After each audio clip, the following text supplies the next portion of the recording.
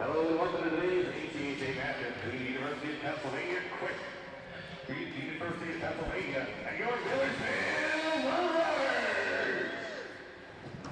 The starting lineup first, the Quakers, number 1, Reagan O'Neill.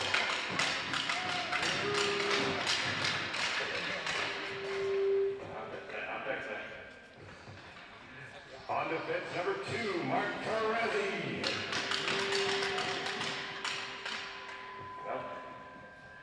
On defense, number 5, Mikey Rockoff.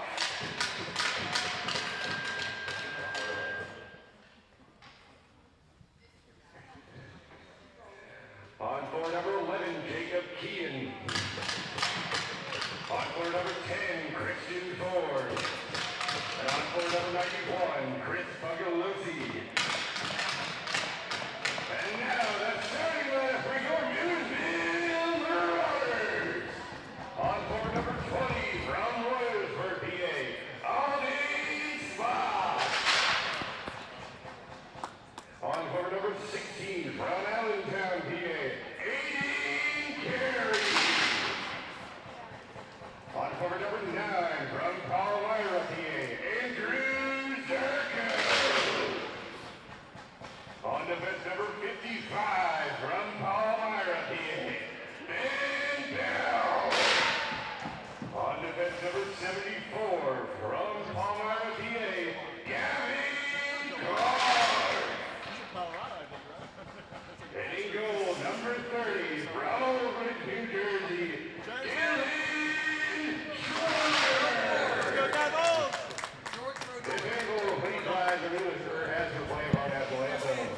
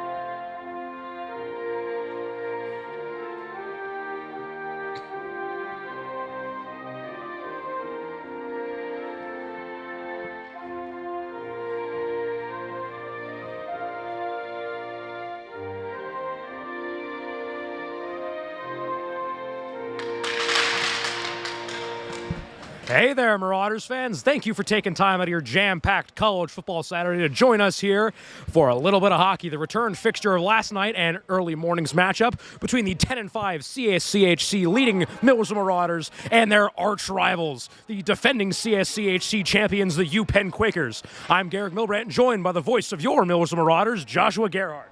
Yeah, it's going to be a great game today. It's great to be back with you, Garrick, and it's going to shape up to be one of my last games here in the booth as I graduate next week. So a huge shout-out to Millersville Nation for all the support you've given me over these last 3.5 years. But, Garrick, something to mention early on in this game after looking to the national anthem, UPenn. Very short bench this year, right? Kind of in a rebuilding year. Not the same team we saw the past 2 years. Not as dominant. 5-10 coming into this game. Garrick, 6 skaters on that bench, right? So they got their starting lineup out right now, but in addition to those starters, they only have 6 guys. So if you're UPenn, you got to keep your shift short today, Gary. Keep an eye on that. Not a lot of bodies out there.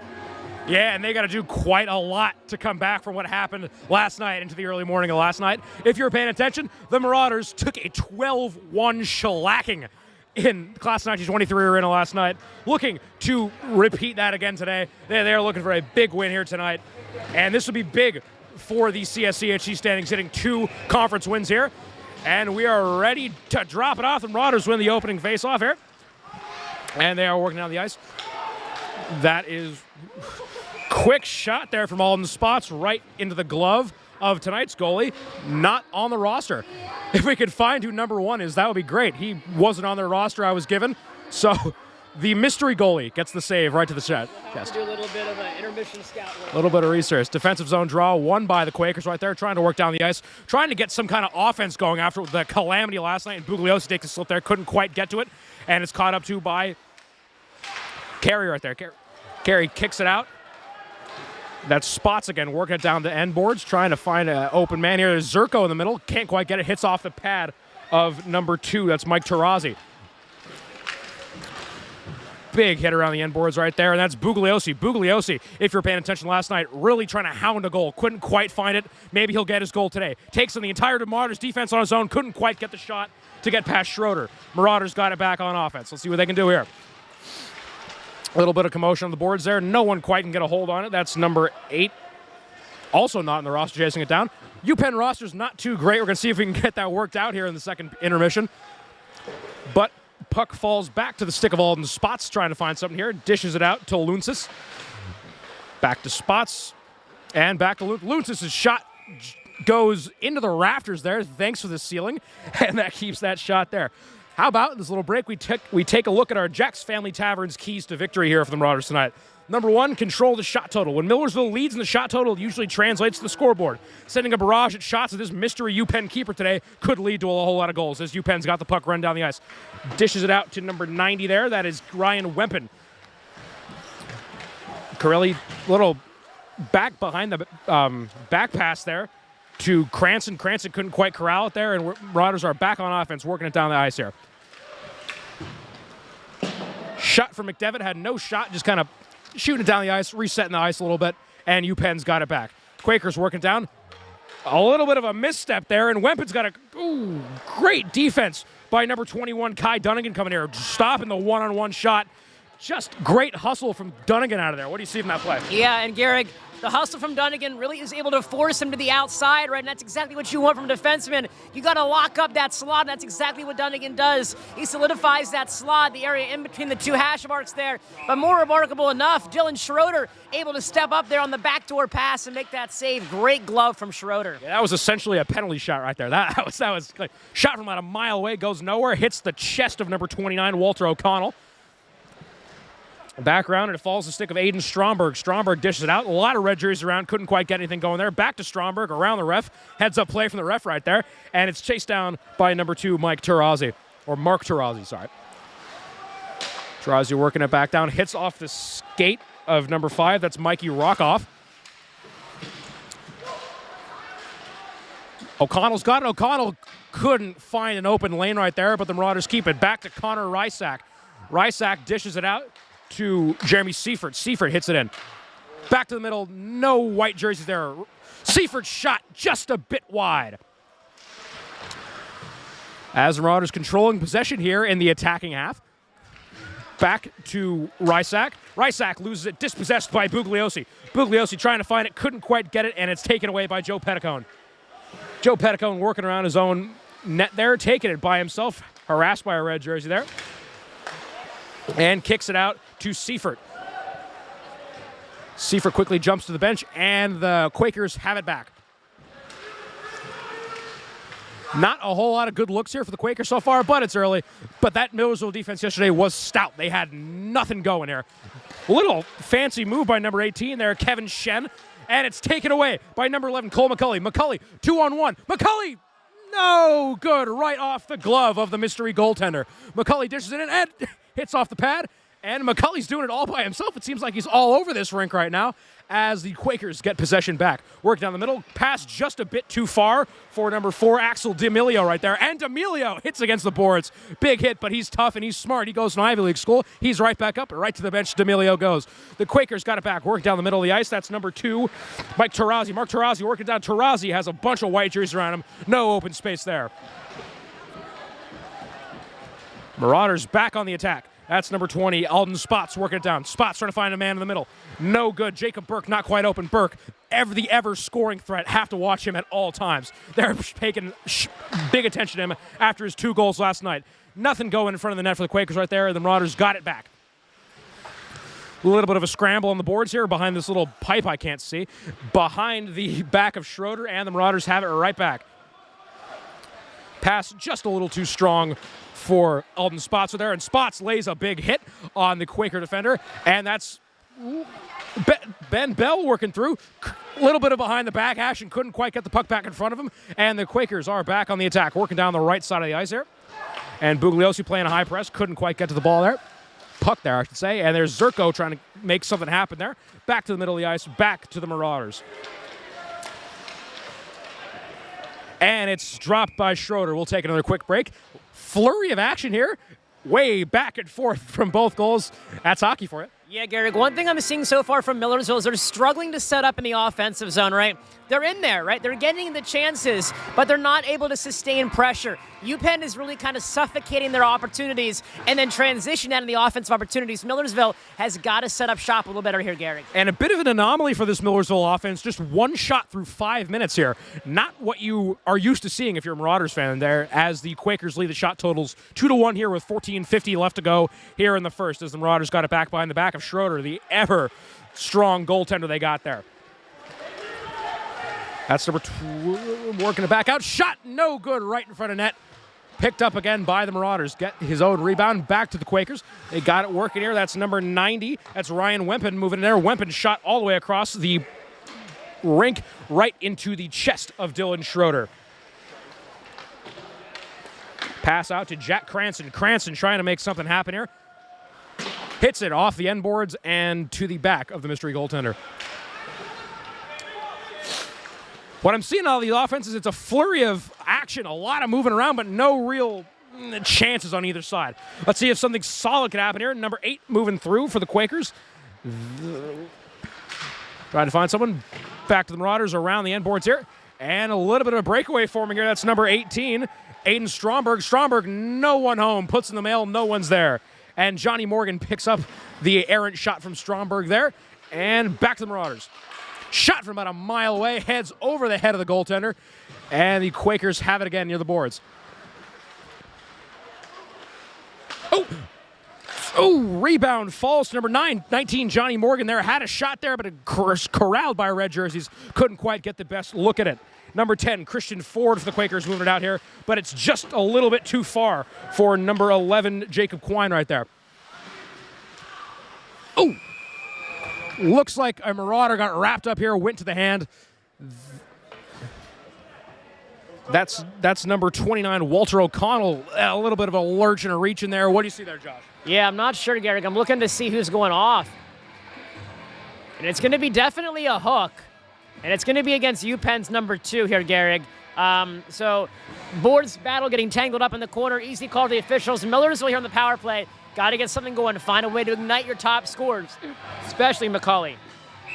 All right, let's see what the Marauders can do here on the man advantage. Shot gets to number 19 there. Johnny Morgan. Johnny Morgan shot gloved by the keeper. Gary, that's a really good look there from Morgan. I love the way they're working it, right? Laterally, side to side, cycle from the defenseman. Millersville's done a great job all year long of getting their defensemen active on the rush and in the offensive zone. Use your defenseman. You got Petticone up there right now with Seifert. Attacking zone faceoff, won there by the Marauders, but quickly taken away and corralled again by Joe Petticone. Petticone shoots it in. Nothing going there. It's quickly corralled by McCauley. McCauley to Seifert. Seifert back to Petticone. Petticone shot off the back of number 14, Jacob Burke right there. Marauders trying to find something in front of the net, working around the back of the keeper. Not the best looking right there. Corralled by number 10, Christian Ford, who just shoots it down the ice. 1:20 left to go here on the power play for the Marauders. Still a lot of time to get something going if they can get it going. Working by that. The quick skates of Cole McCauley working down, trying to find an open man. Burke behind him. He has an option. Takes it himself, and it goes about a half mile above the net of the keeper. A second Jack's Family Tavern key to victory today is play hard, but don't play emotional. This is obviously a very big rivalry game. And after the 12-1 demolition earlier today, every Marauder wants to give the Quakers another shellacking today, but those emotions cannot give way to careless penalties, and so far they haven't. They've actually drawn a penalty from the Quakers as they win a draw in the offensive zone here, but is quickly taken away. That's number 13, Elias Luncic chasing it down. Trying to find his man right there. He's got time. He's got a little more than 50 seconds here on the power play. See what he can do. Marauders work it down. That's number 26, Pat McDevitt. One of the many scorers last night. It's quickly dispossessed and hit back to Schroeder. Stick by Schroeder, shot over the head of Jeremy Seifert there. Great reflexes on his part. That was going right at the teeth right there. Yeah, Gary, Big jump. I'm going to apologize in advance to all the folks at home. This tripod showing its age. The cold has definitely done it in. The gears and the valves are not working very more, so if the camera looks like it's on a roller coaster ride, I apologize. It is a tripod that showed its age. We'll just say that. Well, it's cold for everyone here, including the equipment. Defensive zone draw, one there by the Quakers, but gets past the stick of number 2, Mark Tarazzi. Oh, it's not. That's actually number 8, sorry. He's not in the roster either. Oh, number 8. 26, Pat McDevitt hits it around the boards, trying to find his teammate Kai Dunnigan. Dunnigan can't quite get a hold on it, and it goes off the skate of a Marauder. Chased down by Pat McDevitt, trying to keep it in the Marauders' best. Oh! A lot of hitting and hammering right there from number 4, Axel D'Amelio, and Pat McDevitt. Whistles from the refs here. Josh, what do you see? Yeah, Gary, that's an easy call. McDevitt going back to make a play, and if you're UPenn, right, that was almost a defensive play right there because you're trying to get that opportunity, but you're just going to haul down the defenseman. A little bit of lack of discipline there on UPenn as they had 11 seconds left on the penalty kill. They were almost home free, but not so fast because they're going right back on the penalty kill. So Millersville, they have a chance here for 5-on-3 for 11 seconds. You have to win the draw to give yourself a chance. Well, maybe the UPenn Quakers aren't taking my tips on the Jack's Family Tavern keys to victory as they look to be getting emotional quick here.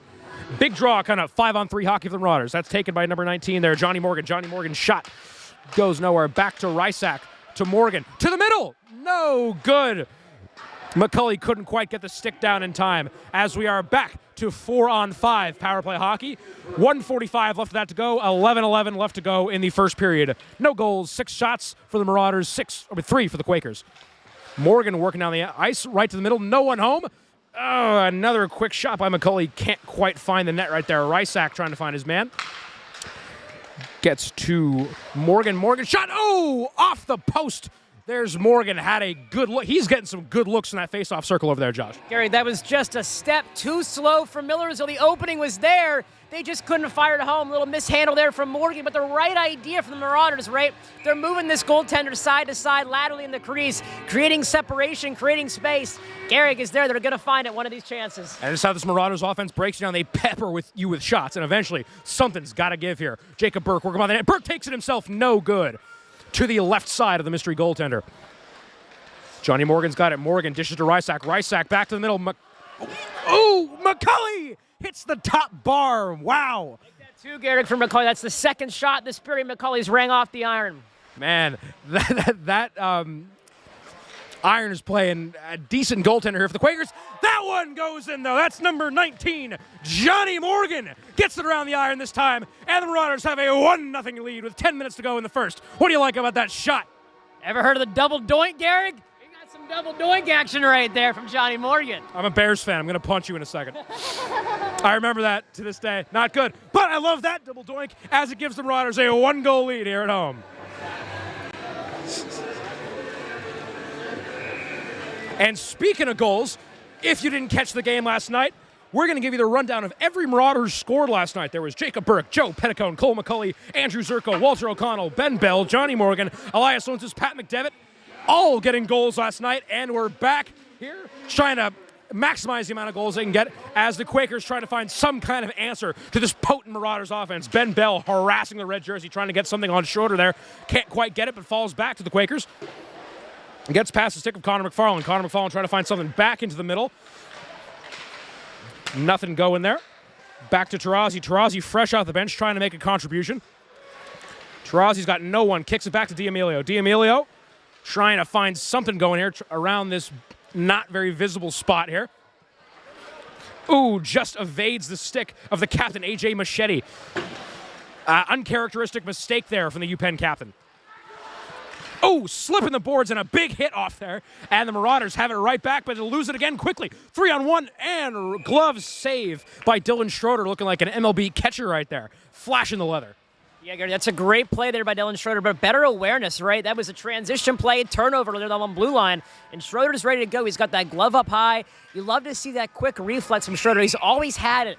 but it's so special to see him always show it off in those key moments right there. Yeah, from the little I've been doing, Dylan Schroeder is definitely my favorite player. I'm loving him in that. Back to the Marauders. They got to go in here with 9:09 left to go here in the first frame. Trying to get another goal on there. They know they won it. They got 12 last night. They're looking for 30 tonight on their arch rival, the Quakers. A little bit of a scramble by the benches right there. It falls to the red jersey. Found his man in the middle. It's Bugliosi. Bugliosi shot right to the breadbasket of Schroeder. Bugliosi, if you were watching last night, was hounding one. Just wanted a goal. Couldn't quite find it. He was taking on the Marauders 3-on-1, 4-on-1 at a time. It was crazy. The motor on this kid is insane. And it's stopped by Schroeder.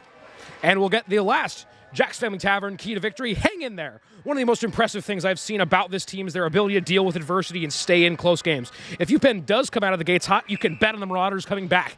And so far, the UPenn Quakers have come out of the gates about as cold as this rink right now. Yeah, Gary, public service announced the camera has been fixed. We knocked off the frost. We're all good to go. Wonderful. And speaking of cameras last night, I do want to give a quick shout out to last night's equipment donors, MUTV, Theo Vela, Stephen Armstrong, and Sarah Dutton, and everyone at MUTV. Got the cameras working last night. Sadly, we couldn't get the mic working, but it was a great game anyways. The Marauders got it right back. Gets past the stick of Zerko. Couldn't quite find it, and it's back to number 18, Kevin Shen for the Quakers right there. Shen dips it out to the outside. Gets past number 11, Jacob Kwan right there. Kwan couldn't quite get a handle on it. Pat McDevitt gets it back. And the Marauders are cooking here. Gets to McDevitt in the middle.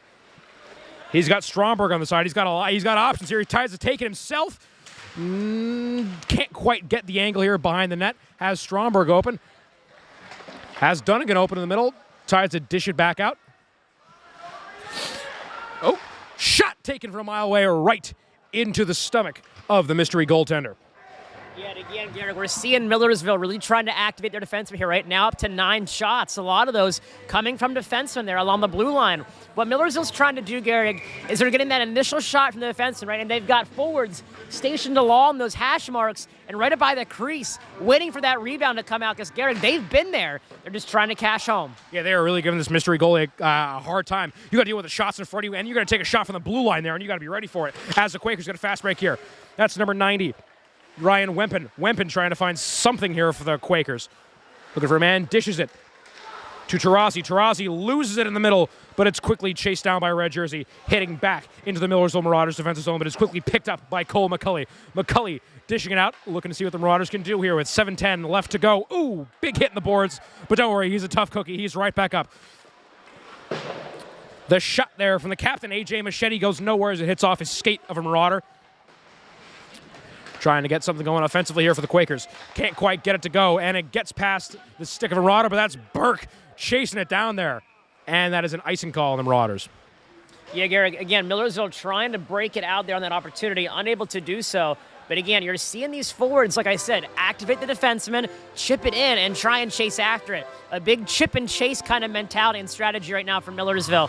Let's see if that maybe changes in the second period here as we near about the 5-minute mark here at the first period. Shots 9-5. Yeah, it's been a quick first period so far. I'm having a lot of fun. How about you, John? It's been a lot of fun, Gary, so far. Yep. Jaw hurts a little bit, but it's okay. Hockey's fast. Ooh, shot taken right off the shoulder there. That's number 11, Cole McCulley, taking one for the team right there and potentially saving a goal there for the Marauders. Burke a little tripped up there, but don't worry, his buddy McCulley's right there. McCulley loses it off his skate, goes to number 18, Kevin Shen. Shen looking for something, but he's got no one around him, and it bounces to Christian Ford. Ford trying to find it there, but Burke is just too quick for him. Cut out of the air by number 12, Joe Petticone. Petticone moving there, a 2-on-1, couldn't get it to go there. Wave of red jerseys moving down, led by number 18, Kevin Shen. Shen shot, oh! Momentarily gets away from the goaltender Schroeder, but he's quick on it. Great reflexes there out of the Millersville netminder. Yeah, and again, Gary, Dylan Schroeder, one of his greatest assets, right, is his ability to move laterally and his flexibility. We've seen it time and time again where a save that should not be made by Dylan Schroeder, somehow, some way, he's coming up with that save. And right there, that's a prime example of a perfect save from Dylan Schroeder. He's a lanky fellow. He can get there. Face-off won there by the Quakers, but quickly back to the possession of the Marauders. The Quakers get it right back, right off the boards behind the back of Schroeder. Stick save there for number 16, Aiden Carey, and Carey's got it right back. Carey trying to get something going here, working out off the skate of Zerko. 3-on-2 for the Marauders here. A little bit behind Carey. Zerko's pass just a tad behind. Carey trying to find a man, but he's hounded by number 8 on the Quakers. Ref just evades that. Hit by Ben Bell. Hit out of the air by the Quakers, and they are on off. Pick it out there. They're a little stuck in the boards there, but it falls to the stick of Ben Bell. Ben's shot from about a mile away. Couldn't quite get it, just to the tad left of the goalie. Pass intercepted there by Zerko, but no one around him, and it's back to the Quakers. Just trying to get out of their own defensive zone here. To Wempen. Wempen moving it to the captain. Machete. 3-on-1 to the glove of Dylan Schroeder. And in case it's your first year watching with us in CSCHC action, the playoffs are coming up. We're going to come back from the winters. We're going to come back for the spring semester, and playoff season will be a go. How it works is the top 6 teams will qualify for the playoffs. Teams that finish first and second during the regular season will both receive a first-round bye. And the games are February 7th, February 8th, and the finals are February 9th in Philadelphia, Pennsylvania. That should be a fun one, Josh. Gary, it's the most wonderful time of the year. Christmas season's coming up, and so is playoffs. A lot of fun around the corner. Always love playoffs. Threat there from number 10, Jack Cranston. Just a little too fast for it, but got a good shot in on the keeper. A little sweet pass from Bugliosi to Bugliosi off the boards, but quickly corralled by a Marauders defender. But picked off by their number 2, Mike Tarazzi. Cranston and Tarazzi fighting for it. No one can quite get a handle on it, but Cranston pops out the back, and he's got it. Moving down the ice, he's got Corelli behind him, and Corelli's quickly there to pick up the drop from Cranston, and it falls to a Marauder defender right there. Cranston and Corelli working for it right there. No one can quite get a stick in it. That's number 13. That's Elias Luntsis with the second goal tonight for the Marauders. What do you like from that shot there, Josh? Garrick, he was on it from the jump. Right spot, right place, right time. Garrick, it almost was like Elias Luntsis knew where the puck was going to be before it was even there. Great job following the rebound, and he was anticipating where it was going to be. Great hockey IQ. For all those young hockey players out there, Garrick, that's how you follow the rebound. If you want goal, if you want money, you go to the bank. If you want bread, you go to the store. If you got goals, you go to the front of the net. Elias Luntsis, he's taking notes. Great awareness there from Luntsis. Doubles the Marauders' lead here as they look to be cruising in the first period. They want more here.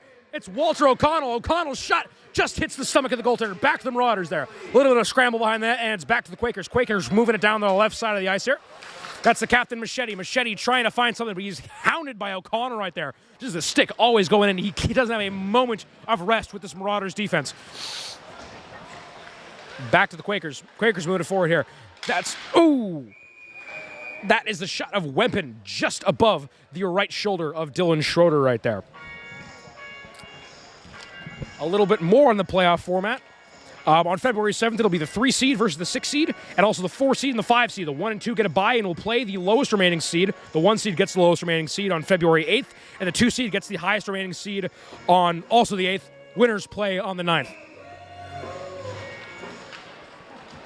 Face-off won there by the Quakers, kicked out to the bad, but quickly gotten there by the Marauders, and no one quite wants it there as it hits the end boards harmlessly. Josh, what are you seeing from this game so far? What's your biggest takeaway? If you're the UPenn coach, you're down 2, you got beat 12-1 last night. What are you telling your guys? Garrick, they're giving away the slot like it's candy on Halloween. They're just letting everybody take it right away. And Millersville's having free pickings right down Rodeo Drive. Like, that is prime real estate. If I'm UPenn, you got to double down and secure up that slot. That's a good chance right there by UPenn. But they've got to find ways to solidify their own defensive zone and get more chances like that, right? That was a great win off the draw. And if you're struggling like UPenn is right now, puck possession, Garrick, is exactly what you need. Find a way, find a formula to get more puck possession and more time. And what's really separating these two squads here tonight is when the Quakers are in the attacking zone, there's always a stick. There's a body flying in there. But when the Marauders are in the attacking zone, they have time to set up, look for their pass. They got to start playing a lot more physical defense here if you're UPenn, if you want to stay in this game with this high-powered Marauders offense. And that offense is running through Joe Petticone right now.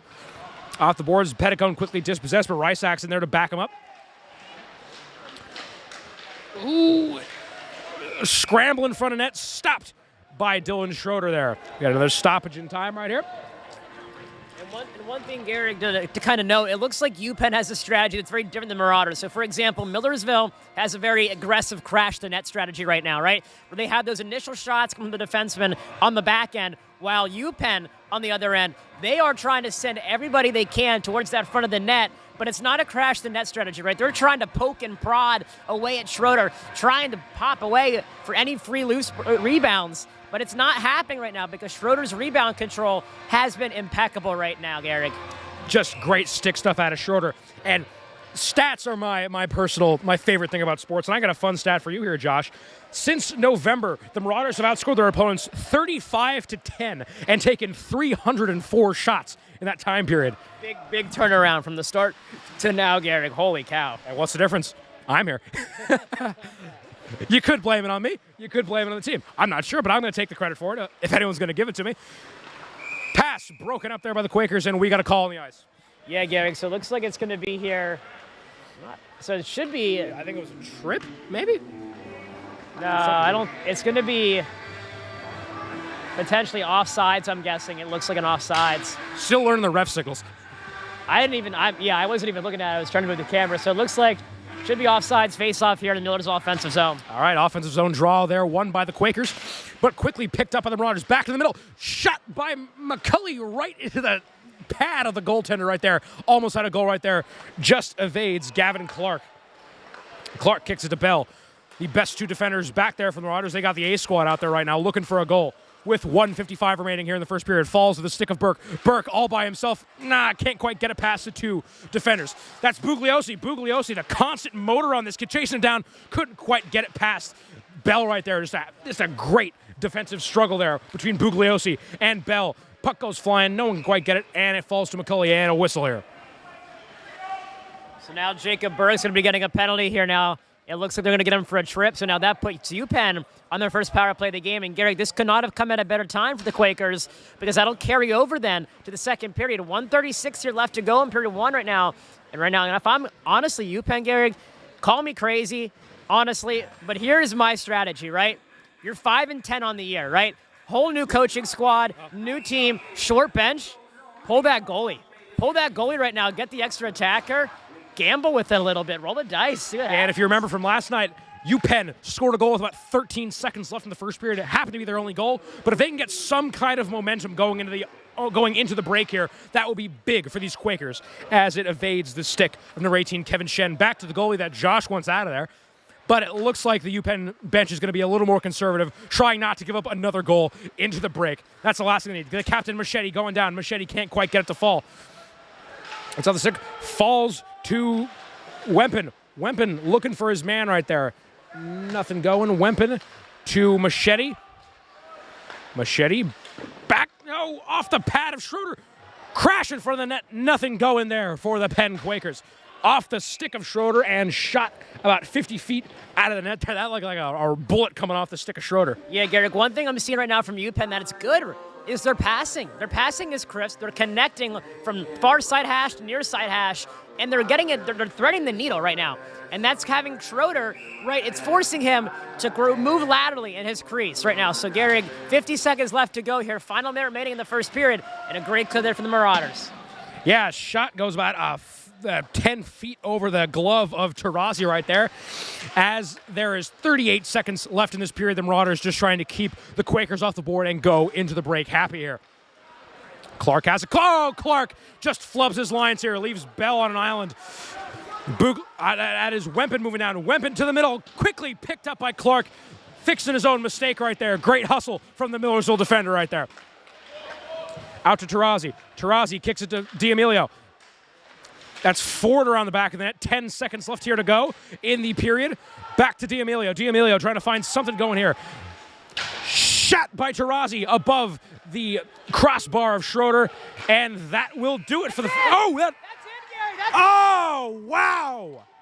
As time expires, they score with 13 seconds left to go. Yesterday, they score with about a microsecond left to go in this period, as they'll get something going into this break. They at least have something to hang their head on. It's 2-1 on 12-12 shots, I might add you.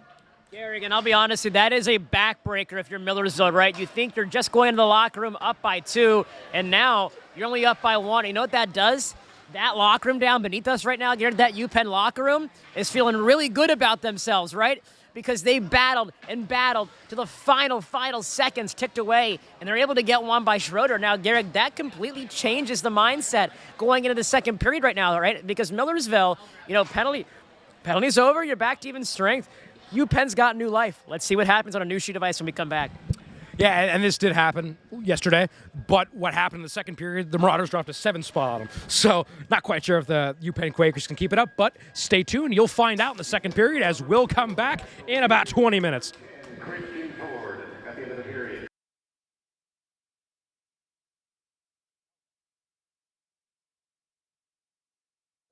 Hey there, this is Anthony Palvino. I am the manager and operator here at Jack's Family Tavern in Millersville, Pennsylvania.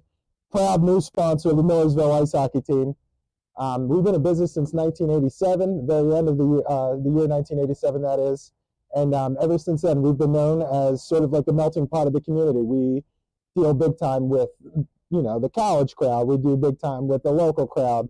And we get people all in from all across the states, different states locally, to come in and eat all the awesome things that we have to offer here at Jack's Family Tavern. Some of our more famous things that we do here is the signature sandwich, the Tip Out at Jack sandwich, which is a steak tip sandwich that everybody seems to love when they come in here. And we're also proud to reveal to the world, especially to you guys at the university will be seeing this, we deal with all local beef and produce at the moment. So yeah, anything that you get here at Jack's is as fresh as can be. Specialty drinks and the bar. We have an awesome atmosphere with awesome bartenders and people that take care of you. And we are also proud to go pretty local with a ton of the things that we do, especially we carry Jimmy Juice products now that everybody knows from down at Sickman's Mill. So come on and get yourself one. We carry all 4 of their flavors at all times. Come in and quench your thirst. Every weekend we run a prime rib special, which is a 2.5-pound steak, all local beef. People come from states across to come and eat in our dining room right here. So come on and get yourself a bite. It's like the community that we serve, our Jack's Family Tavern crew that we have working here is very diverse. And like I said, it's a melting pot of every different culture, age, ethnicity, what have you. This is like the ultimate American dream right here.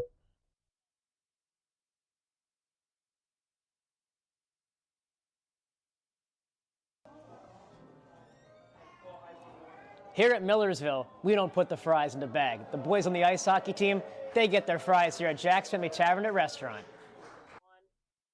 Hi, my name is Jacob Burke. I'm the captain of the Millersville ice hockey team, here to present to you our newest official sponsor, Jack's Family Tavern. Jack's Family Tavern and Restaurant plays a key role in not just Millersville University, but Millersville, Pennsylvania. When Millersville ice hockey wins, you win at Jack's Family Tavern and Restaurant.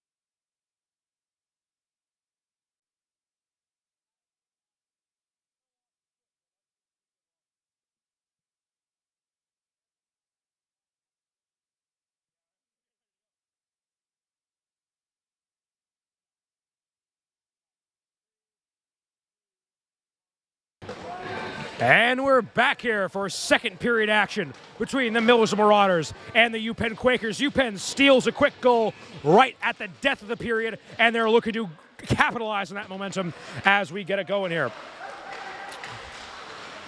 McCulley can't quite get the stick to it, and it's back to taken by Joe Petticone, moving into the offensive zone just beyond the stick of Jacob Burke. Jacob Burke moving around looking for his man in the middle, can't quite find it. Back to Burke.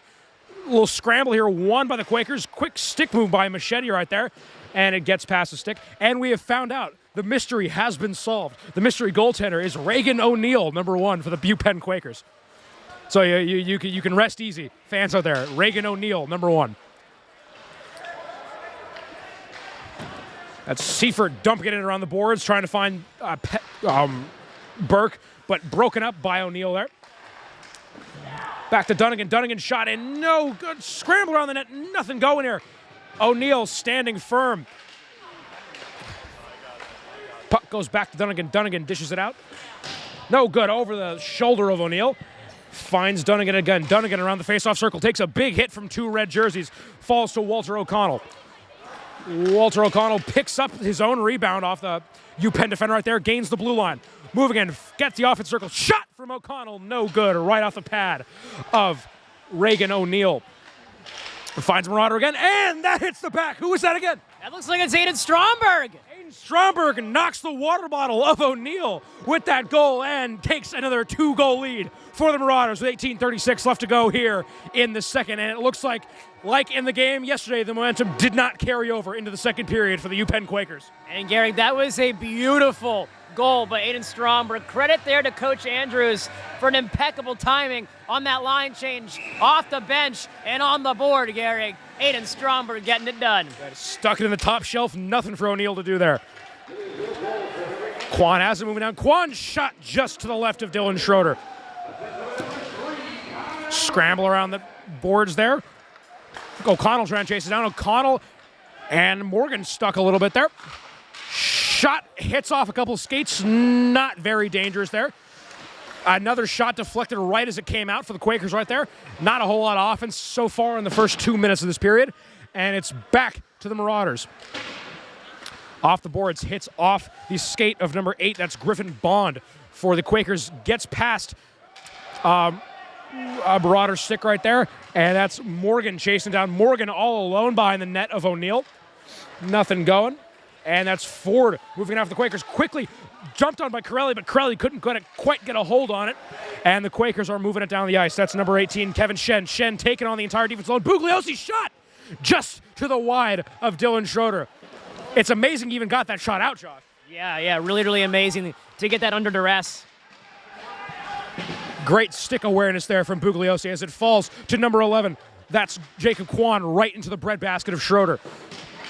Some sustained pressure trying to get something going here for the UPenn Quakers. Axel D'Amelio trying to chase it down behind Schroeder's back, but it is picked up by number 13, Elias Luntzis.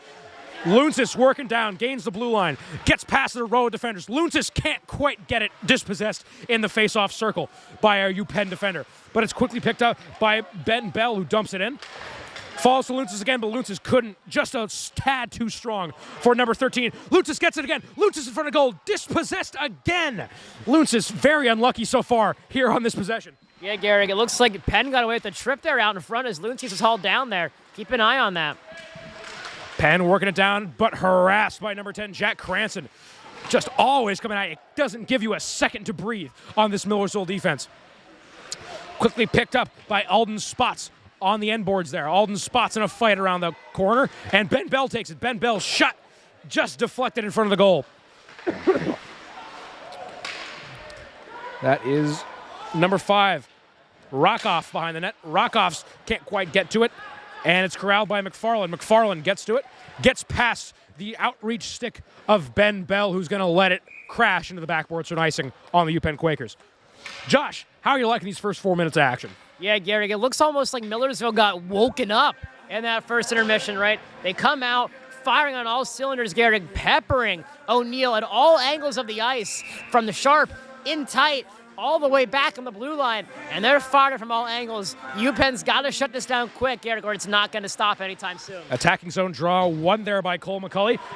Marauders trying to add another goal tally here on their arrivals. Burke hit up against the boards. We got our big boys out there right now for the Marauders trying to get something going here. But it is picked up by the captain of these UPenn Quakers, A.J. Machete. And a stop and play here. So get some well-needed line changes on both sides. And so far this year, the Marauders have a CSCHC record of 9-1 and an overall record of 10-5. They have owned the CSCHC so far this season, Josh. Yeah, Garrick, it's been a great year for the Marauders. Didn't start off so hot with a lot of non-conference matchups. It didn't go their way, but really they have written the script in their favor, Garrick. Defensive zone draw, one there by the UPenn Quakers, but quickly back to the Marauders. In front of net, McCulley's shot just a little bit too high over the head of O'Neill. But McDevitt's quickly there to head it back up. And McDevitt, from about a mile away, just snipes one through on Reagan O'Neill right there. What a goal from Pat McDevitt. Pat McDevitt missile, Garrick. It's been there time and time again this season. He is a blue line beast. You got to keep an eye on the Westchester native along that blue line. He makes a living throwing rockets towards the twine. And Garrick, a lot of them have gone in this year. I don't think I can hit that shot in an empty net. And he hit it through an entire defense and past a goalie. Great stuff from Pat McDevitt there. As the faceoff won again by the Marauders. No one can quite get a handle on it, but it falls to the stick of number 19, Johnny Morgan. Johnny Morgan's shot right back at O'Neill. O'Neill barely gets a second to regain himself as the Marauders have possession in the attacking zone here behind the back of O'Neill. No white shirts there as Marauders coming in crashing on it, but it's a 3-on-1 around the faceoff circle. And the UPenn Quakers have it back. Dishes it out to number 11, Jacob Kwan. Kwan can't find it. Bugliosi, no one quite wants it. Popped up and out of play. The last couple of weeks have not been kind to these UPenn Quakers. They have dropped 3 in a row. Left up a 7 spot to the Stockton Ospreys at home. Lost away to Seton Hall. And, of course, the 12-1 demolition last night to the Marauders. And they're down 3 again quick here, Josh. What do you do to turn around this season if you're the UPenn Quakers? Garrick, you got to win the controllable things, right? You got to go shift by shift, right? So you don't even want to focus on winning the game, right? When you get out there, focus on, okay, what can I do well on this shift, right? What can I do to make a difference? And you try and win the little things, right? When you win the little things, then the big things start to come. Shift by shift, period by period, and then eventually game by game. And never stop moving your feet, and the points will come.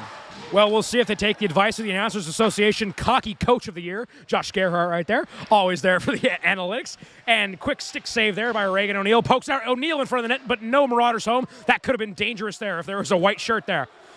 Corelli quickly falls, gets back up, shot in front of the net, nothing going here, slipping and sliding all over the place. It is a very physical matchup here as the Quakers are trying to get back in this matchup, down 3 with 14 left to go here in the second period. Shot from Gavin Clark, 100 miles an hour over the head of Reagan O'Neill. Good thing he's got that helmet on. Clark again, and it's gloved by O'Neill, and we got to stop with 14 minutes left to go. Garrick, I'm pretty sure I haven't moved the camera once this period. It's been pointed at Millersville's offensive zone for what's been at least a good solid chunk of the game so far. And that has not changed at all, Garrick. And Millersville is relentless right now. UPenn's got to do something.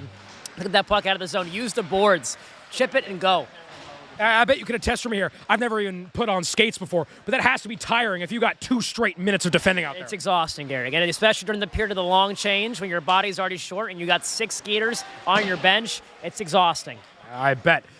And those exhausted bodies chase another puck, and it's an icing call on the Marauders. And to further your point there, right, all UPenn can do right now, Garrick, is ice the puck. And then what that does is it brings the offensive zone draw back into your defensive zone, right? So it looks like they're going to leave it here in Millersville. They're going to wave off the icing. UPenn gets a break there, Gary. Huge break. All right, defensive zone draw there, won by the Marauders. Working down Marauders into the neutral zone. Can't get a hold on the pass there. Number 20, Alden Spots chasing out. Reagan not in net. What's going on for the UPenn defender? Catches a very lucky break there, looking the wrong way and out of his net. But the danger is not over yet. And just almost a disastrous turn of events there for the UPenn Quakers. Gary Alden Spot's going to have nightmares for weeks about that one.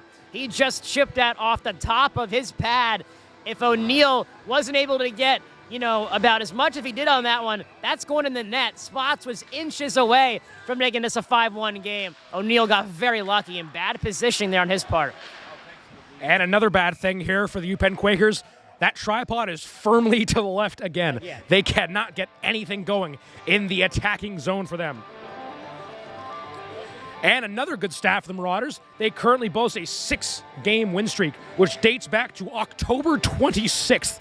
It has been a while. October 25th in that home against Scranton was the last time these Marauders have dropped a game. Just demolition here in the CSCHC. Yeah, Garrick, they have had their way so far with teams and beating the top 2 teams so far right now beneath them. And that's Westchester and Scranton. Millersville having their way right now, but don't look now. Here comes 2-on-1 for the Quakers coming up here. Takes it himself.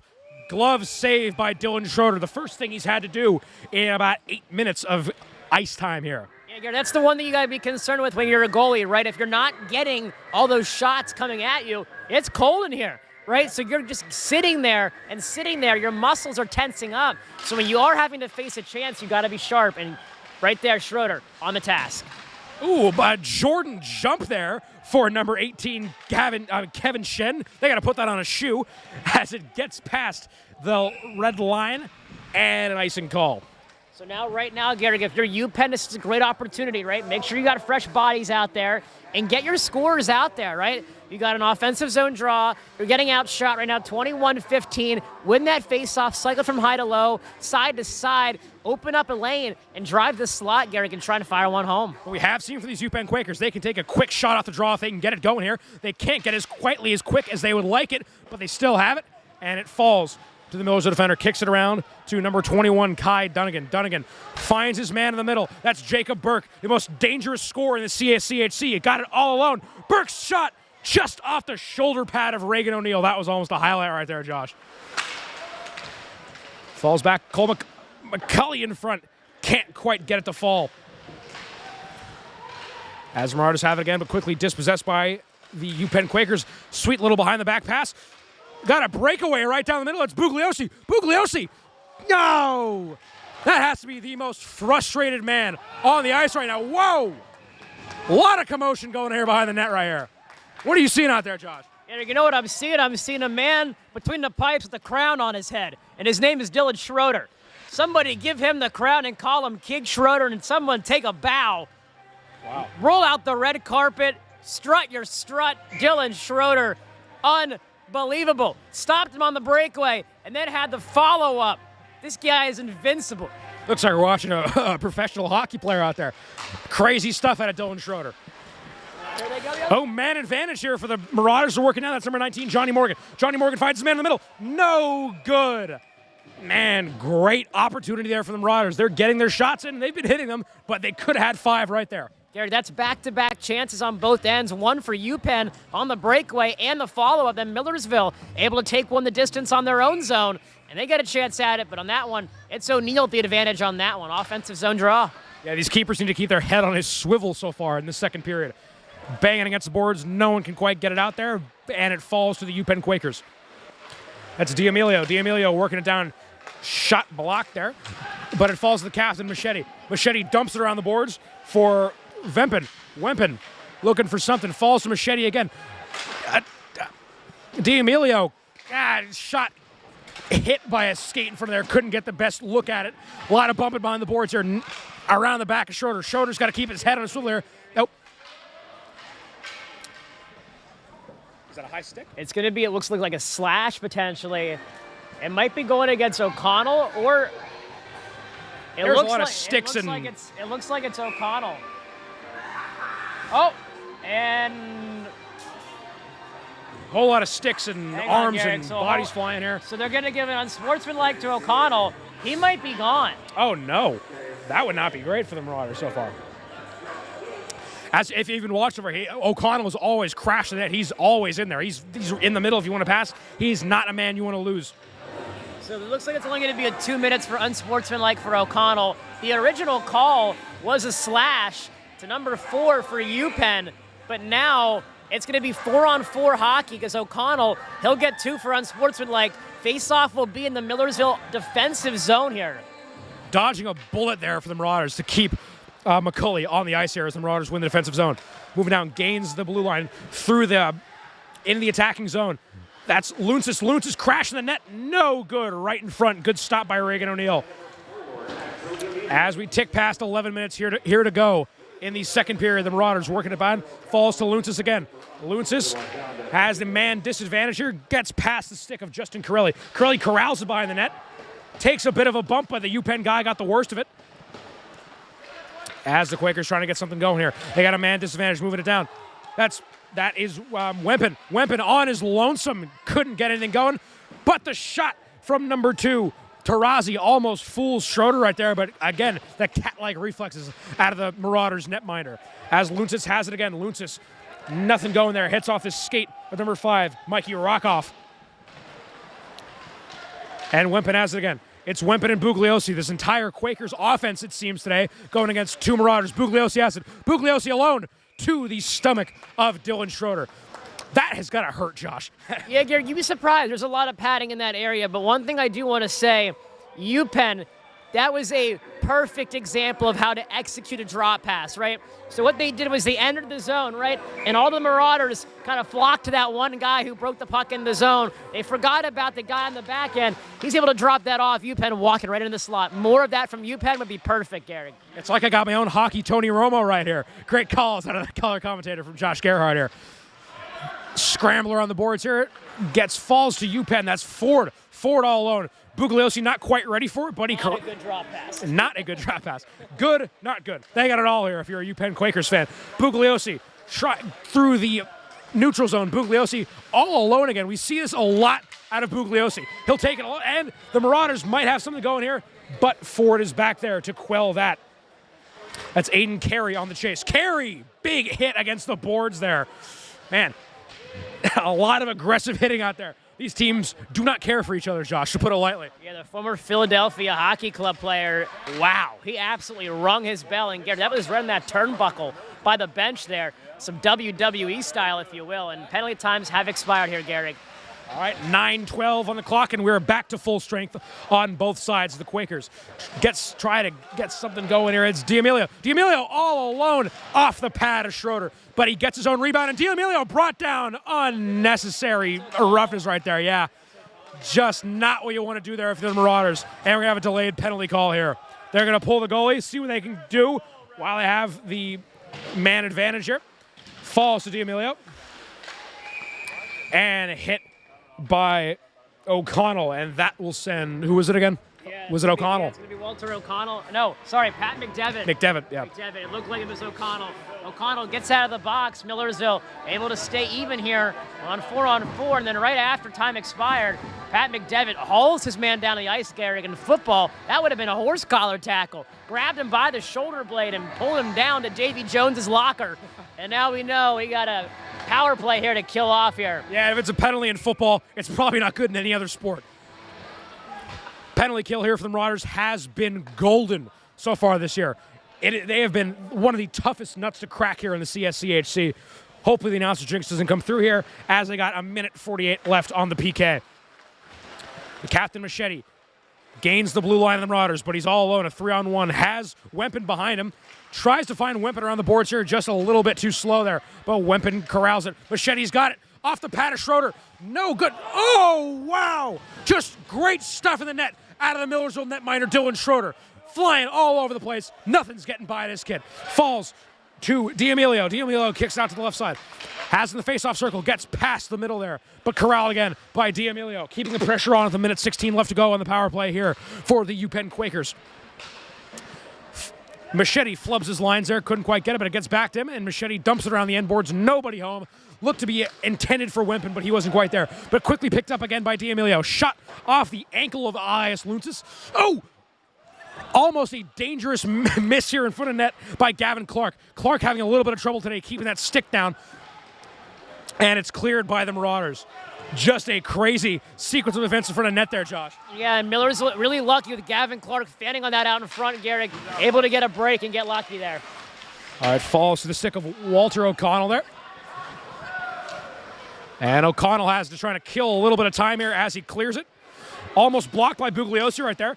The Marauders had a shorty last game. maybe looking to get one today.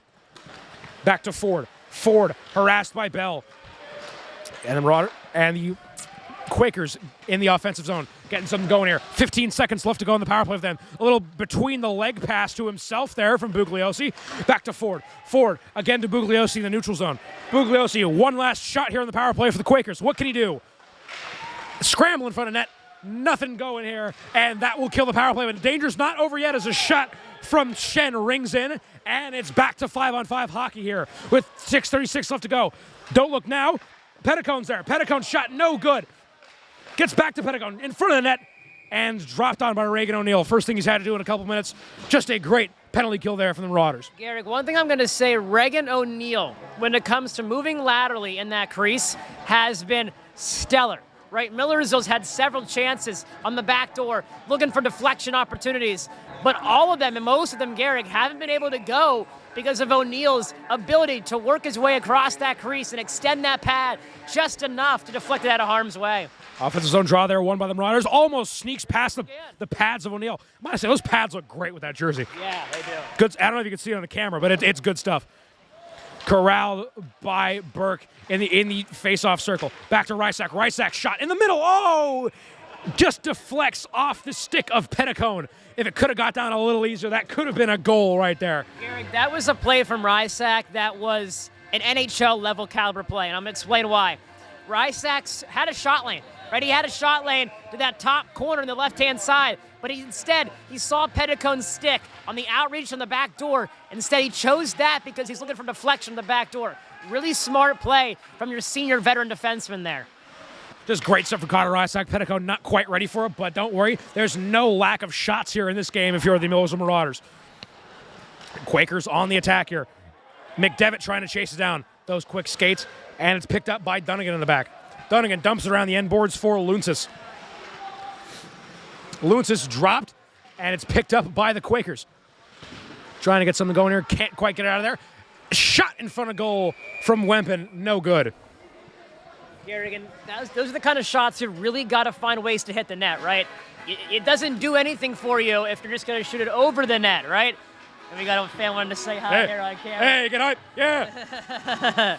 So that's the big thing, right? You got to find ways to hit the net, right? If you hit the net, you're giving yourself a chance. You're just missing the net. You're missing that opportunity, Garrick. It's always got to be on net. All right, let's see what they can do here. Defensive zone draw one there by the Quakers, right into the breadbasket of Schroeder, and quickly jumped on again. The Quakers today have been dangerous off that offensive zone draw. They're getting these shots off quick, and Schroeder needs to keep his head on a swivel, and he's been doing great so far. Another offensive zone draw coming, quickly won again by the Quakers. Working here, not so on target as their last couple. Goes over the head of Schroeder, and we got a rush here for the Marauders. Working through. Just a little too fast for the skaters there. As it's picked up, one again by the end boards. No, a lot of scrambling in front of net, nothing quite going. A mess of red and white jerseys there, and it gets cleared by the Quakers. Garrick, again, O'Neill up to the task in his own crease, not letting anything by. He's got that on lockdown right now. Feels like he's got the fundamental stuff down, but you got to get lucky to get past O'Neill, and they've gotten lucky 4 times so far this game. His bag right now, Garrick. Clark quickly there on the defense. Gets something going, but it's picked off in the middle. That's number 18, Aiden Stromberg, moving down the ice. Stromberg's got numbers. Oh, big hit against the boards. The Quakers trying to deliver some of that physicality back into the game. Number 29, Walter O'Connell, sweet behind the back pass, no good. Back to Ben Bell. Ben Bell looking for a man. Oh, a little bit of grab there on Morgan. Morgan gets out of it. Bell can't quite corral it. Hits off the hands of Reagan O'Neill. And picked up by Quan right there. Quan kicks it out, and it falls to the stick of the ever-present Bugliosi. Bugliosi quickly dispossessed by number 16, Aiden Carey there. And it falls behind Schroeder. Marauders trying to take advantage of the lane change here. Hopefully it got some numbers there. That's number 16, Aiden Carey working through. Carey's shot right off the pads of Reagan O'Neill. I like that. They took advantage of the line change there, trying to get a quick rush in there. What are you seeing there if you're the coach? Yeah, Gary, I like the way this line's played all night long, right? It's that Carey, Spots, and Zerko line. There's something special about the way this line has chemistry, and they're directing pucks towards the net, and they're really battling hard. For example, Carey able to keep it in the zone there. This line is a grinding line, and they're really doing that well tonight. Yeah, these guys are just hounding it tonight if you're the Penn Quakers. You don't have any room to work here if you're them. Scramble on the boards here, won by Bugliosi. Bugliosi back pass to Machete. Machete in, blocked by a wall of white jerseys. That looks to be Carson Edwards, number 6. One again by the Quakers. Quakers shot broken up by a couple of whites right there, and they're moving down. Even, it's number 65, Jake Petticone, the brother of Joe. Moving it in, takes it all by himself. Petticone shot not quite on the mark as it's corralled by Shen. Shen, that's it, quickly taken up by Braun right there. Oh! Just a big missed opportunity there from number 20, Alden Spots. Pretty much alone right in front of the net. Couldn't quite get the puck down. Keep in mind here, Gary, they're going to foot race now for it, and that should be a cross-check potentially. Nothing called there as Petticoat was held down behind the play. Another big line change. The Quakers trying to take advantage of it. McCulley's working through. McCulley's all alone. Dishes it back to number 12. That's Petticoat. Oh, nothing going in front of net. Golden opportunity again there for the Marauders to put a 5th on the board. Gets past the stick of number 5, Rockoff, but corralled by Tarazi. Quakers working it down the left side here. Gets past the outreach stick of Jeremy Seifert. And a little bit of danger if you're the Quakers. Trying to get a little behind Schroeder, get him moving a bit, trying to get something past this guy. Good save there from Cole McCulley with the outreach stick as he's going down. Great awareness on the ice there from him. Picked up by Seifert. Seifert trying to get a block there. No, it's Bugliosi. Bugliosi working through, kicked away by Lunces. And it falls to Petticone again. Kicked there by number 5. Rockoff right in front of us. It's McCulley. Works on McCulley all alone. No good. Just to the left of Reagan O'Neill. Wow. That's some good stuff there out of Reagan O'Neill. Marauders trying to find something here around the net. Petticone working again. Petticone, no one can find it right there. Burke has it. Coach is yelling, get on that. No one is quite on it, yeah? Oh, Lunces flubs his lines, and the Quakers could have something going here. That's number 11, Jacob Kwan moving down. Into the middle, Bugliosi. Bugliosi shot just high again. If he could get that shot down, he'd be cooking here today. Yeah, Gary, he'd probably have at least 2, but he keeps hitting the end board. It's almost like somebody put a target on that end board. Putting a little too much heat under it. Shot evades the glove of O'Neill again there. 58 seconds remaining here in the second period. The Marauders with a 3-goal lead and a 11-shot lead.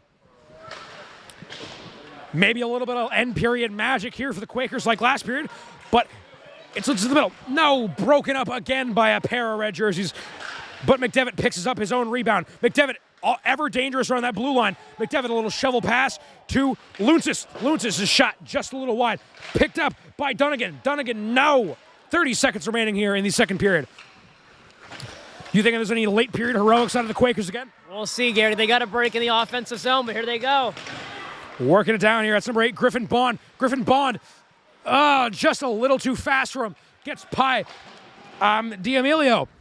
And it'll get past the Quaker defender. And we have 7 seconds left to go. If they take a shot here, it'll be the last one. But it looks like they're going to elect to just let this period run down and get into the locker room down 3. That'll do it here for the second period of action. And a special treat for you guys. We're getting the voice of the Millersville Marauders, Josh Gerhardt, coming back for the third period action. Stay tuned for that. Yeah, it'll be special. It'll be my last period as a Millersville student. It's been a great 3 years, and I'm thankful for everybody who has supported me along my journey. Millersville ice hockey has really kind of made me who I am today. It's been giving me a great opportunity to enhance my skill level and get to the next level. So for all you at home who have supported me throughout my career, thank you. It's been an honor. You got a bright future with Gary and Kieran Lyon to take over, but I'll be happy to do the third period coming up, Gary. Yeah, you do not want to miss this. This is Jordan taking the court for the final time. Josh Gerhardt coming up in the call in the third period. Stay tuned.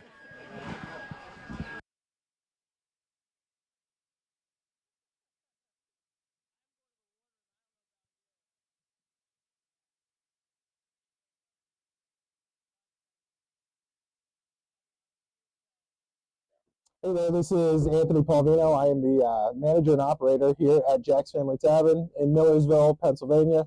Proud new sponsor of the Millersville ice hockey team. We've been in business since 1987, the very end of the year 1987, that is. And ever since then, we've been known as sort of like the melting pot of the community. We deal big time with, the college crowd. We do big time with the local crowd, and we get people all in from all across the states, different states locally, to come in and eat all the awesome things that we have to offer here at Jack's Family Tavern. Some of our more famous things that we do here is the signature sandwich, the tip out at Jack's sandwich, which is a steak tip sandwich that everybody seems to love when they come in here. And we're also proud to reveal to the world, especially to you guys at the university will be seeing this, we deal with all local beef and produce at the moment. So yeah, anything that you get here at Jack's is as fresh as can be. Specialty drinks and the bar. We have an awesome atmosphere with awesome bartenders and people that take care of you. And we are also proud to go pretty local with a ton of the things that we do, especially we carry Jimmy Juice products now that everybody knows from down at Sickman's Mill. So come on and get yourself one. We carry all 4 of their flavors at all times. Come in and quench your thirst.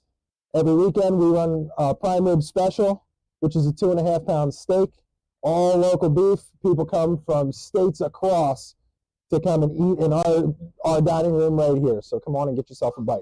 It's like the community that we serve, our Jack's Family Tavern crew that we have working here is very diverse. And like I said, it's a melting pot of every different culture, age, ethnicity, what have you. This is like the ultimate American dream right here.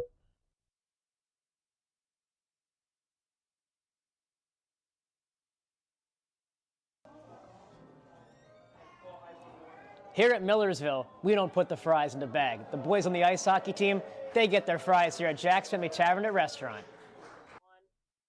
Hi, my name is Jacob Burke. I'm the captain of the Millersville ice hockey team, here to present to you our newest official sponsor, Jack's Family Tavern.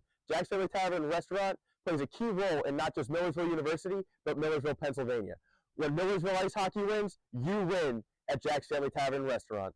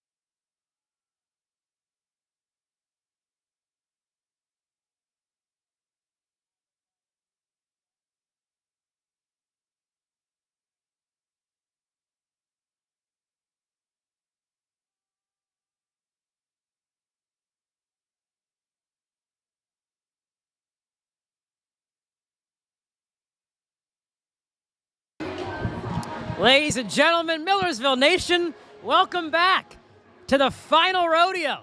That's right, Joshua Gerhardt here, the voice of Millersville Ice Hockey, and it's a pleasure to be back here calling this game at the Coliseum on Carrera Drive. And Gehrig, so far after two, Millersville up big, 4-1 here going into the third. Yeah, not quite as big as last night, but they still have a commanding lead. It's going to take a Herculean effort to get these UPenn Quakers back in this one. Here we go. We just about have liftoff here for the final frame of action. 20 miles, 20 smiles underway here. UPenn trying to chip that in the offensive zone, racing it after it now. It's Dunnigan. He'll bank it off the inside boards. Dunnigan dropping it off now for Petticone. Now UPenn, and a shot blocked down in front there. Doesn't even get there to Schroeder. And now Millersville. Little chip and go action. Finding McCauley, and here he goes. McCauley over the red line. He'll give me offensive zone. McCauley near side dot. Chance out in front. Rebound. He scores! Jacob Burke. Johnny on the spot. Fires the cannons. And at home it goes. Phone home. Ladies and gentlemen, might as well call him E.T. because that puck found its way home. Gehrig. There's that classic call there. I can't do that. That's you, man. That's E.T. All right. I don't know where I pulled that one from. We'll leave that one for another day. But incredible effort there from Millersville to follow their shot, Gehrig, and cash it on the rebound. 5-1, just like that. Bada boom, bada bing. Yep, this offense just seems to be too much for this Quaker defense. We're looking for a fun third period, Josh. And now UPenn trying to gain possession, unable to do so. And Captain Jacob Burke leaving his mark here on this game. And assisted there by number 11, Cole McCauley. And now don't look now, here comes Aiden Stromberg. He's already got one. Stromberg, drop pass there, chance out in front, Morgan! Unable to get it to go. Stick handling left and right. And we got a whistle here, and that's going to be a penalty. Not sure exactly who it's on. It might be on Aiden Stromberg. And something to see there, Gary. I'm so sorry. I just started laughing. Aiden Stromberg chirping at his man there, and the official was trying to separate them. Aiden Stromberg give a little fake check. That's just sums up Aiden Stromberg right there for you. Total ball of energy. You gotta love it. Go ahead, Gary. Great stuff. That's Burke's 16th goal of the season so far. Great stuff out of him. Yeah, and you know he wears the C for the reason, right, Gary? It's not because it's for multiple reasons. Not only does he wear it with pride, he's a leader in the locker room. It's his voice that a lot of guys look to, right? When he says something, he commands a presence, right? His voice is power. But it's more than that, right? He leads by example. And just right there, we see it. Beautiful shot. His skill level is incredible, Gehrig. And a lot of guys rally around that. And we got a discussion here at center ice with the officials. Faceoff will be here down deep in Millersville's offensive zone. And right now out there for the Marauders, they're going to get a line change here. It's going to be Cole McCauley, Johnny Morgan, Joe Petticone, Jacob Burke, and Jeremy Seifert. Talk about a star-studded lineup, Gehrig. Yeah, they got the big boys out there. They are not pulling any punches. They want to run up the score today. Well, Gehrig, and you know what? I am in total support of that. The past 2 years, we've been the doormat for UPenn. But I'm happy to say, ladies and gentlemen, the tide has turned. And all I want for Christmas is a UPenn beatdown. So if you're looking for a last-minute Christmas gift, a UPenn whopping would be something to put on my list. 18:49 here left to go in period 3, and Christmas is about 18 minutes away from coming early, Gehrig. I'll make sure not to buy you any Quaker products for Christmas. Please do not. It'll go right in the garbage can. Maybe a fire starter. Face-off won by the Marauders. Back up top to Seifert. His shot directed down there towards the net. Morgan out front. Rebound. No, still loose. Unable to get it to go. Rivers McCauley. Chance up top. Seifert. Fires it just high there. Back down low. Now it's Petticone. Far side hash to Petticone. In a stick battle. He's got it down low. Petticone centering feed now from McCauley. Near side down with it. A board battle ensues. Burke. Chance. Rebound. Loose. Unable to get that one to go. Now McCauley. He'll fight for the far side hash. And now Seifert. He'll backhand down low to Petticone. Petticone. He'll power it out wide. Chance out in front. Couldn't get it to go. Puck still loose. First one to corral it now is Joe Petticone. He's on the near side hash with it. Wrapping around the inside boards now, it's Johnny Morgan. He'll drop it off for Jacob Burke. Jacob Burke beneath the hash with it. He's got time. He'll flutter it up there. He'll find Petticone. He'll rip one down low, looking for the outrage stick of Burke, unable to grab it. And now Millersville hemming the Quakers in their own defensive zone. Back up top now, Petticone down low again for Burke, unable to get it to go. They try the same play twice, Garrick, and it almost worked. Yeah, I had Burke right there, just a tad too fast for the stick. And now here comes Millersville racing after it. Now it's Cole McCauley on that near side hash, trying to pop it free now beneath the red line. And now Jacob Burke, he'll join the battle down low for it. Millersville regaining possession. Back up top with it now, it's McCauley. He'll play it over now to McDevitt. McDevitt, he'll walk the blue line. End over end, he'll drop it down. Chance out front for McCauley!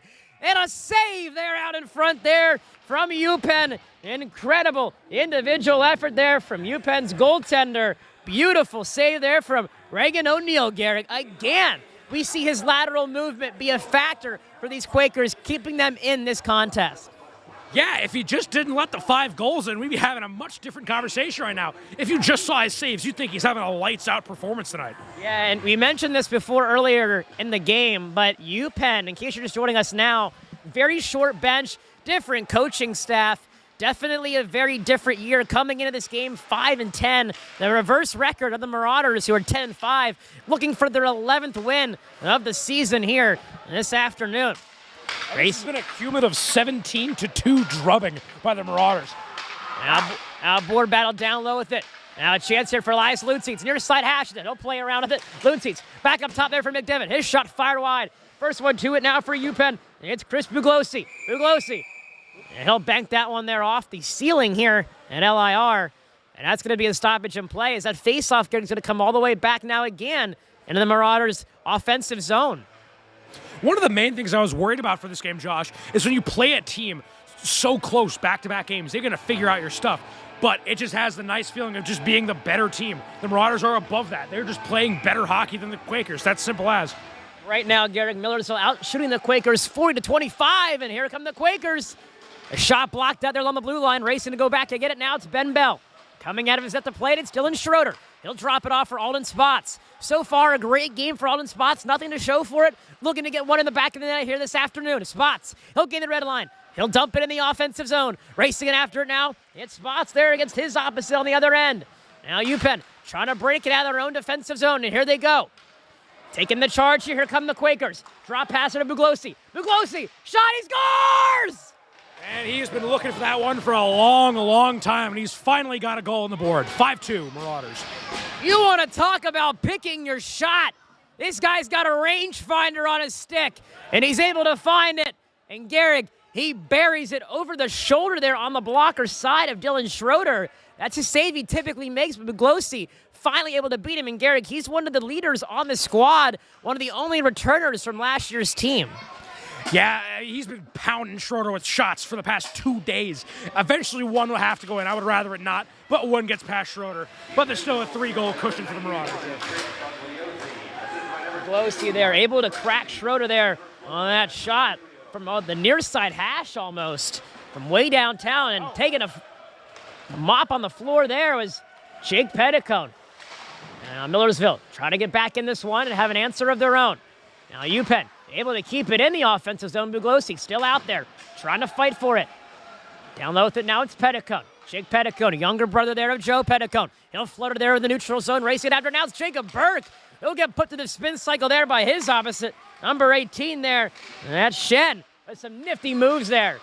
And now board battle ensues there. Petticone, he'll get it over to Burke. Jacob Burke, emerging from his own defensive zone. He'll gain the neutral zone into the offensive zone. Burke, he'll power it out wide. Chance out in front. Unable to get it to go. Again, Reagan O'Neill, that lateral movement. Unstoppable here, Garrick. He is so sharp on that, and reading plays is his specialty. Yeah, that's a danger of Jacob Burke, too. He takes it from the end of the Marauders bench all the way to the foot of O'Neill and almost gets it in. Dangerous. Yeah, Jacob Burke, when he gets going, he's like a train barreling downhill, right? They cannot stop on a dime, right? Operation Lifesaver. Once you get going, Jacob Burke, it's hard to stop him. He is a object in motion, staying in motion. Isaac Newton's law right there. Jacob Burke, he ain't gonna stop.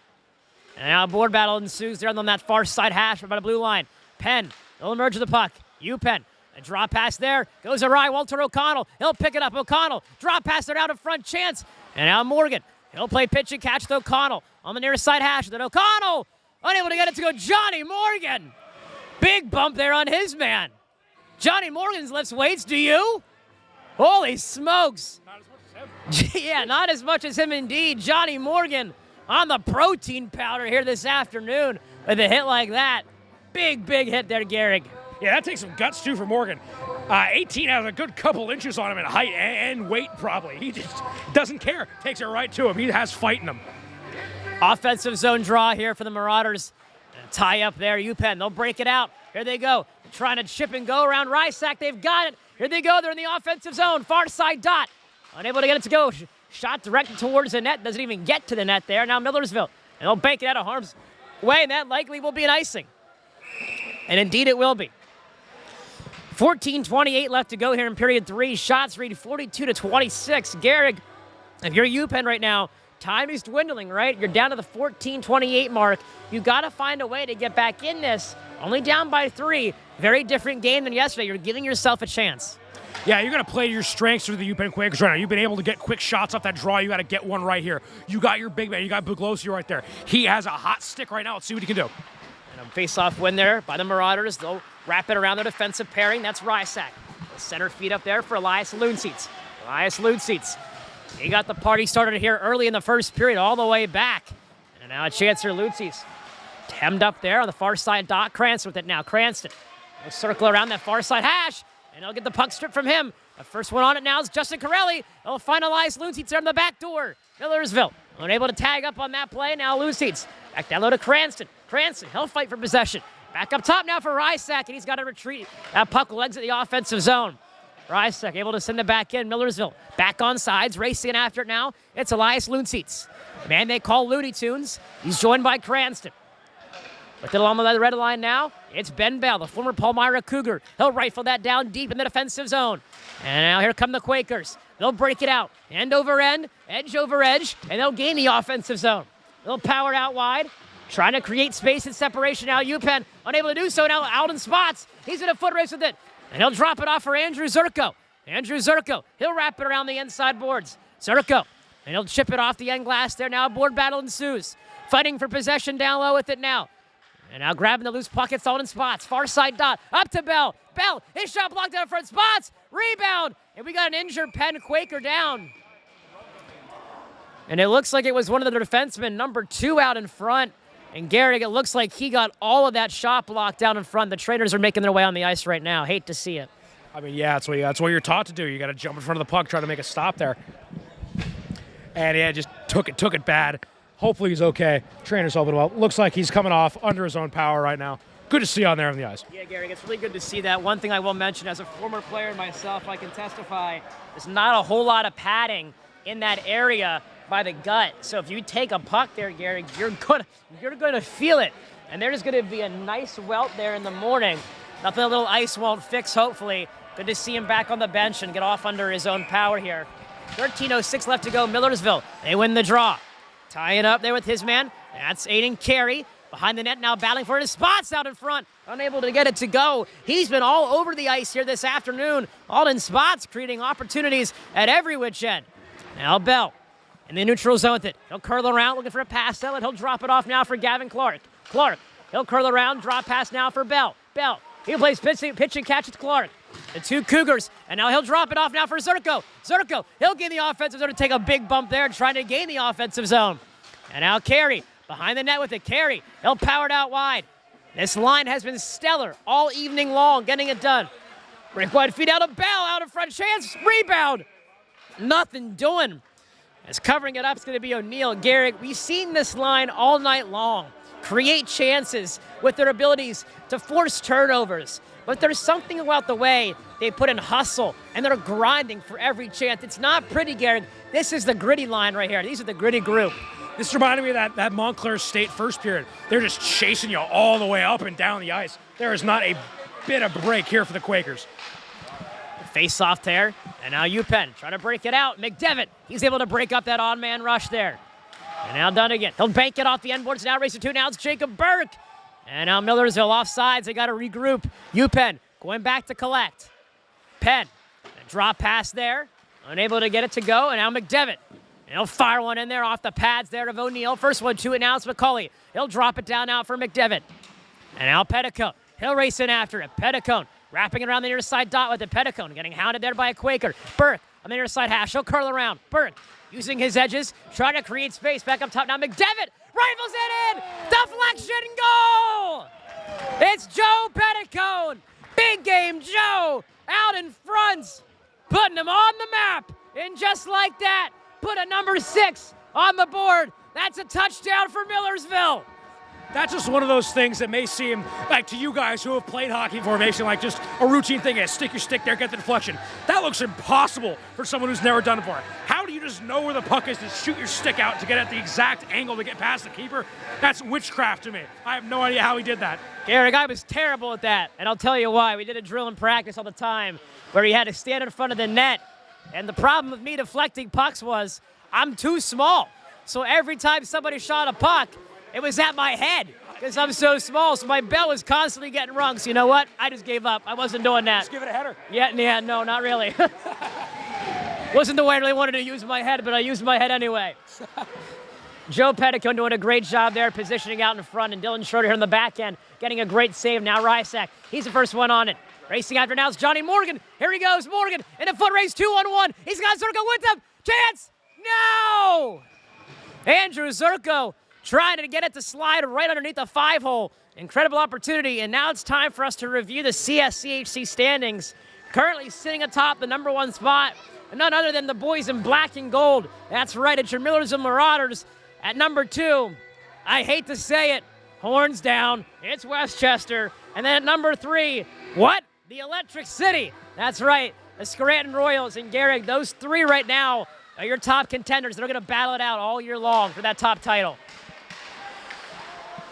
And now a chance here from Millersville. Far side, Doc Cranston. Rebound still loose. And again, O'Neal, not one, but back-to-back saves. And Garrick, Millersville, loving to set up there on that slot, right? They love to work from the slot, and they love to shoot from those dots here today. Those circles have been their keys here today.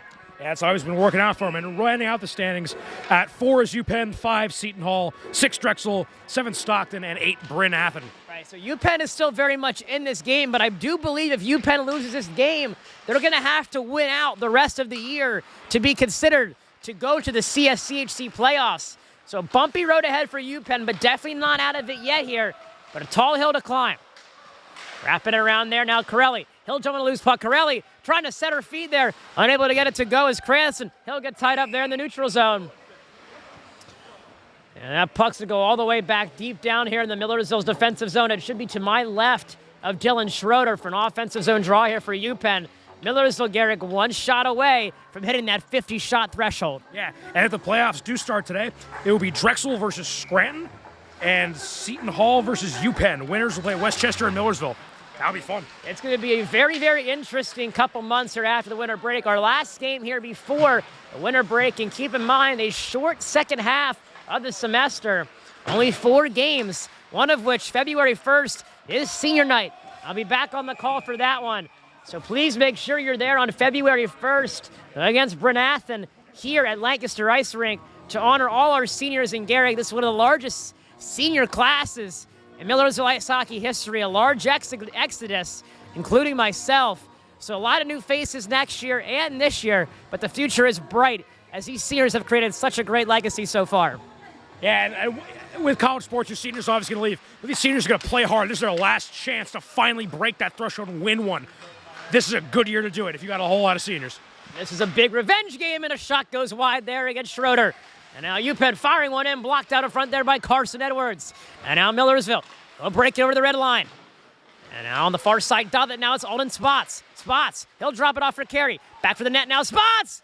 Off the mask there of the goaltender O'Neal. He rung his bell, Alden Spots. Now a chance here for Zerko. Blocked out in front. Now UPenn, they'll take it and go the other way. Here they go. It's Wempen. Wempen on the far side down. They don't turn it over. And now here comes Carey. The Marauders. Nifty move there by Aiden Carey. Now you see him, now you don't. The magician creating magic in the offensive zone. And now taking us, there's Carson Edwards. No call there. And they're going to give it to him. Dylan Schroeder out of the net. Millersville They're going to go in a power play here. Great job by Carson Edwards, taking one for the team in Millersville, going on a power play. Gehrig, great job there by Carson Edwards, right? Drawing a penalty is a tough thing to do. Carson Edwards takes over for the team and gets it done. Great job there by the young freshman. Yeah, they can convert the power play here. I'd say close the book on today's game. 4 is possible. I don't think 5 is. I was going to say, if you put one more on the board, right, you get the touchdown and the point after that to go with it. That might just put the nail in the coffin and put this game on ice.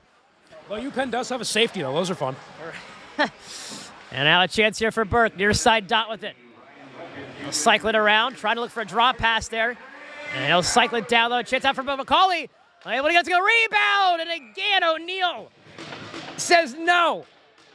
An incredible individual effort from Reagan. O'Neal, Gehrig, that glove of O'Neal has got to be put in the Hall of Fame after this game. Well, they usually don't put, give up 6 goals in a game. That's usually don't get in the Hall of Fame for that. But again, the kid's faced 51 shots. So. Yeah, that's a rough day for O'Neal, but he's holding strong. Busy day in the office for O'Neal. No rest for the weary out in front there between the pipes, and again, he gets another one. Gehrig, Miller's on the power play. We see it time and time again. We talked about it in the first period, right? Activating their defensemen, right? McDevitt's already got one tonight, and maybe look for Seifert to get one. He's putting himself in the right position. We'll see what happens here.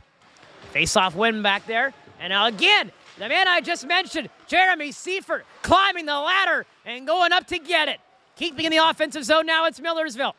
Petticone, far side dot, he'll pout out wide. Chance out in front now for McCauley. McCauley, he'll use his edges. McCauley trying to win that board battle. He'll find Jacob Burke. Burke, he'll cycle it out wide, far side dot, back up top now to Seifert. He'll drop it down low for Petticone. Petticone, far side dot, now to Seifert. Seifert, rink wide feet here. Morgan, he scores!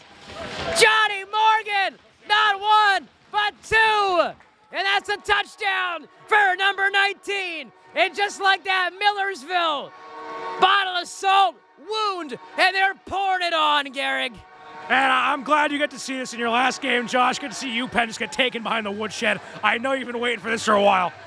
Gehrig, the past 2 years, UPenn has been the Achilles heel, if you will, of Millersville.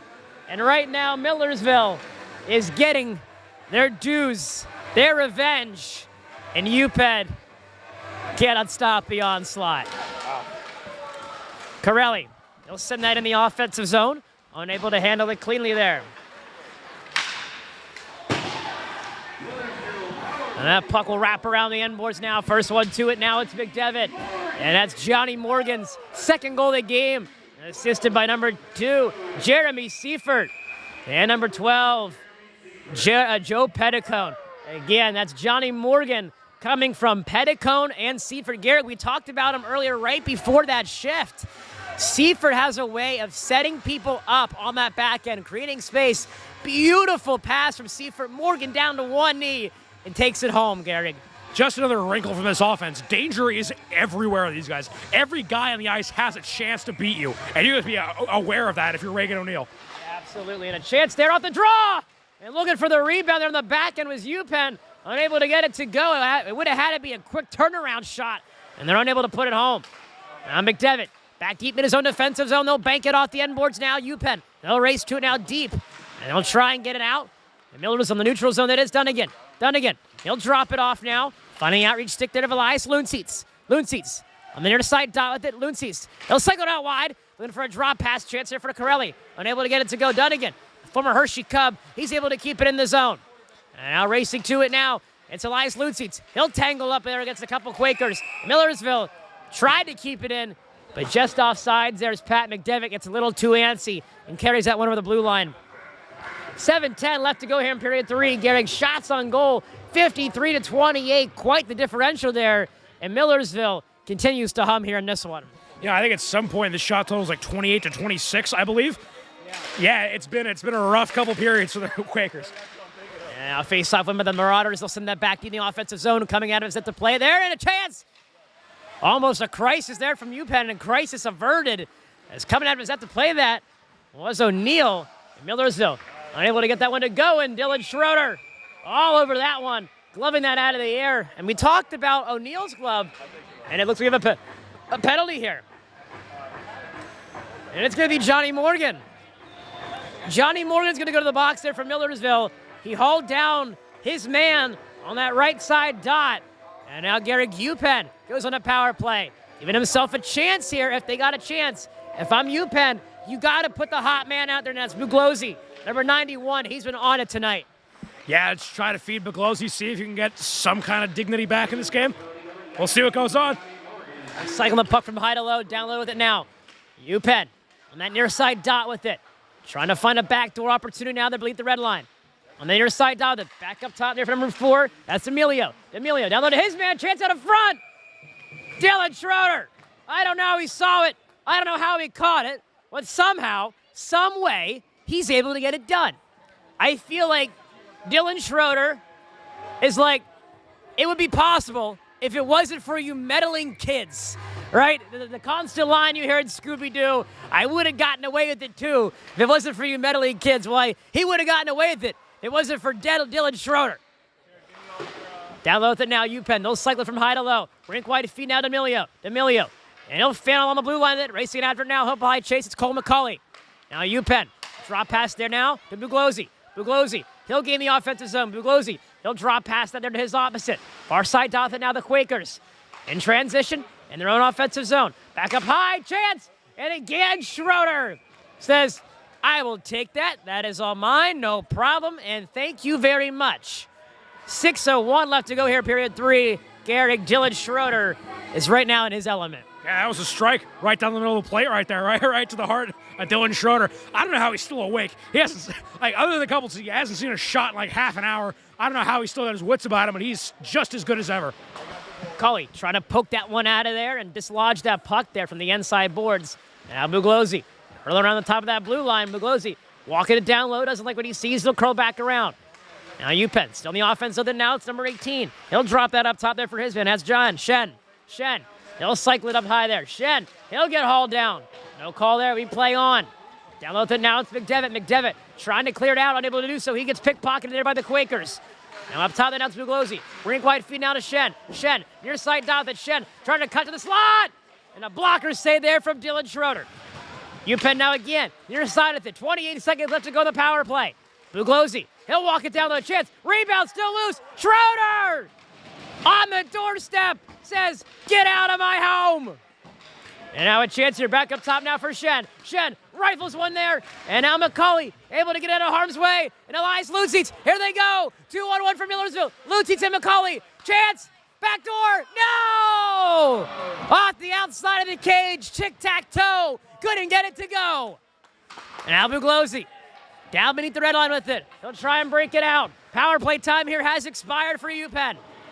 Millersville able to get another kill here this afternoon. And now a chance for McDevitt. Rink wide feed now to Zerko. Zerko. His shot goes just wide there. Back in the neutral zone now. It's Seifert. He'll curl around Seifert. Dropping it off now for Zerko. He'll chip it in the offensive zone. Racing after now it's Carey. Able to keep it. The former Philadelphia Hockey Club native, able to keep that in the offensive zone. And now Zerko takes a heavy bump there. Far side dot. And fighting for it down low now. It's Aiden Carey. Unable to handle that one. Racing after it now, the Marauders. Here come the Quakers. It's Shen. Shen. He'll get in the offensive zone. Powering it out wide. Seifert. He'll trip him up. No call there. Behind the net with it now. It's number 24. They're battling for it. It's AJ Moshidi. Moshidi. He'll turn it over. And now here come the Marauders. It's that third line, gritty line. And they're trying to get in the offensive zone, unable to do so. Alden spots. He'll lose that puck there. And here they go. Moshidi. He'll power it out wide. Moshidi. And his shot there to stick the side by the all-reliable Connor Isaac. 3:41 left to go. Garrick, Millersville's defensive pairings have done a terrific job forcing UPenn to the outside circles, right? They're not giving up the middle, and that's a true testimony, and it's been seen on the scores here this afternoon. Yeah, they're taking shots on the blue line they can't get through. And even if they do get through, they got to beat Schroeder. There's nothing going here for the Quakers. UPenn trying to take a drive down Rodeo Drive, right down that middle highway. Unable to get it there. And now powering it out wide, now it's O'Connell. He'll put on the brakes, making the snow fly here. And Lancaster Ice Rink, it's O'Connell. Far side dot with it. Trying to gain possession now that it's UPenn. They do. They'll chip and go action. They turn over to the Marauders, and they'll wrap it around their own neutral zone. First one to it now, it's UPenn. They'll bank it off the end boards now, race through down to Bugliosi. 2-on-2 developing to go the other way. And breaking up that opportunity there is Johnny Morgan. He's been all over the ice here this afternoon. Johnny on the spot. Captain Morgan getting it done here. And now Ben Bell, the Palmyra Cougar, taking it himself. Mr. Ben Bell getting it all done, doing it himself. And he'll try the offensive zone, unable to get it to go. Walter O'Connell, he'll take a whack there. And now Bell, he'll dump that back in the offensive zone. Tensions are boiling here on both sides, and tempers are starting to flare. It's going to be a very interesting 2:40 left to go here in this game. Turnover, chance, far side down it. O'Connell just losing the puck possession there. And now UPenn trying to get it out. They've got it. And a long stretch pass there, unable to get it to connect with the Quaker. And a little reverse hit action there from Jake Petticone, the young freshman, getting his fair share here today. And now a chance here, and a rebound. O'Connell, no! Nifty play there by Aiden Stromberg. And again, Gehrig, everybody has stepped up today, right, in some capacity, right? Morgan, yes, has the pair of goals here this afternoon. But every other score of the 7 has been a different goal scorer, right? So only 2 goals coming from Morgan. Everybody else, different. The wealth has been shared here today, Gehrig. Yeah, it's amazing to see these guys still playing so hard. This is a rivalry game.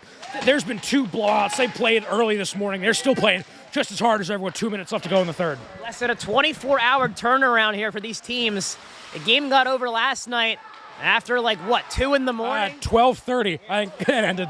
12:30 in the morning, the game ended last night. The teams just got back here, and they're doing it again here today. No rest for the weary here. These 2 teams battling it out here yet again. And racing it after, it's McCauley. Near side boards with it. And they'll try and tangle up there on that near side hash. And now back up top with it now. Blocked out in front, McCauley. He'll race it after it. Off the boot there of goal McCauley himself. And now Penn trying to break it out of their own neutral zone. Unable to do so cleanly, and they'll force a turnover. Drop pass now to Jacob Burke. He'll gain the offensive zone. Burke fires one in there. And a save from O'Neill. 1:20 left to go here in period 3 action. Gehrig, the minutes are dwindling away. If you're UPenn, do you think about pulling the goaltender? Is that a thought you think of? Or do you just try and cut your losses and play for next game? Yeah, go down, swing, and pull the goalie. That's what I do. You're not going to win. At least make it be fun. Take your chances, roll the dice. And now McDevitt on the blue line. He'll send it back down low. And now here come the Quakers. Little chip and go action. Don't look now. Here they go. They're gaining the offensive zone. They'll power it out wide. And now a centering feed. And a stoppage of play here as Dylan Schroeder loses his stick. He's very lucky that called there, Gehrig, because he's able to get a break and re-get his stick. Oh, and the net popped off as well.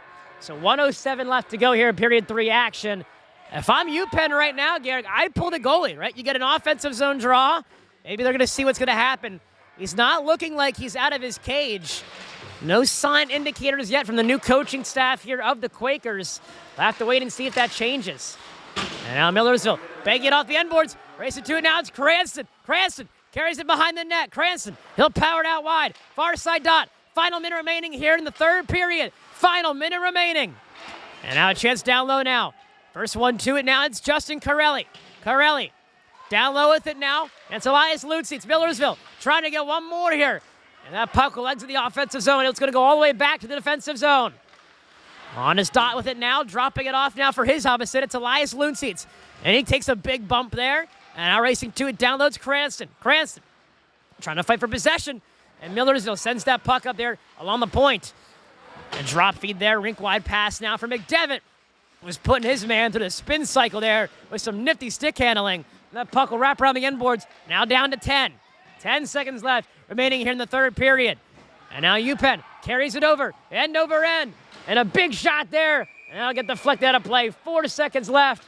And this game is officially on cruise control. As Gehrig, the Millersville Marauders are 4 seconds away from 11 wins on the year. An incredible first half start of their season, Gehrig, as our first semester comes to a close. Yeah, 7 goals and 7 straight dubs here for the Marauders. Just crazy stuff here. Taking a big lead in the CACHC standings. This is going to be big come playoff time. That's the motto, Gehrig. Win, baby, win. Win, baby, win, indeed.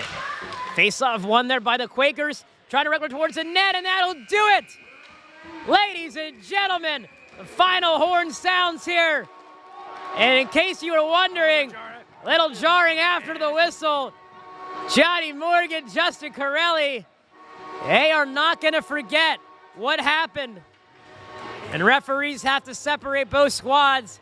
And for the second time this season, and for the back-to-back win, Millersville has defeated UPenn and achieved their 11th win on the year. 7-2 is your final. Ladies and gentlemen, before the holiday season, put up your Christmas lights and don't forget to raise the Jolly Roger in the process, because Millersville wins here in this one. Final shot total, 57-35. Gehrig, what a game from the Marauders, coming off a less than 24-hour 12-1 whooping of UPenn, and they continue it here again today. That was just a great team win. If you want to look up team win in the dictionary, it's this. There was no one player doing everything. That the love was spread around, and it worked out beautifully for the Marauders. So they get 2 big wins in back-to-back days versus UPenn. Great stuff. Huge, huge victory for Millersville as they're able to coast their way down to the holiday break with some holiday cheer. Christmas has come early, and the present is wrapped in blue, red, and white. And it was given to us from the Quakers. Thank you for the great Christmas gift. And the celebrations are on full swing there. But we do this every game, and tonight is no exception. It is time for our Cougar Bowl apparel. 3 stars of the game. Gehrig, I'll have you start us off here. Who's your Cougar Bowl apparel 3rd star of tonight's game? Just a tough thing. A lot of guys are saying. I'm going to go with, let's see. You had a whole pick of the bunch here. I'm going with the captain. I'm going Jacob Burke. Big hit. He's got his goal, leading his guys out there as the voice, the heart of this team, leading his guys out there. Great game from Burke. I'm going to go a little off characteristic here. I'm going to go with my 3rd guy who didn't pick up any points here tonight. No points, but you got to love the way he played. It's Alden Spots. Alden Spots, my 3rd Cougar Bowl apparel star tonight's game, all over the ice, creating opportunities.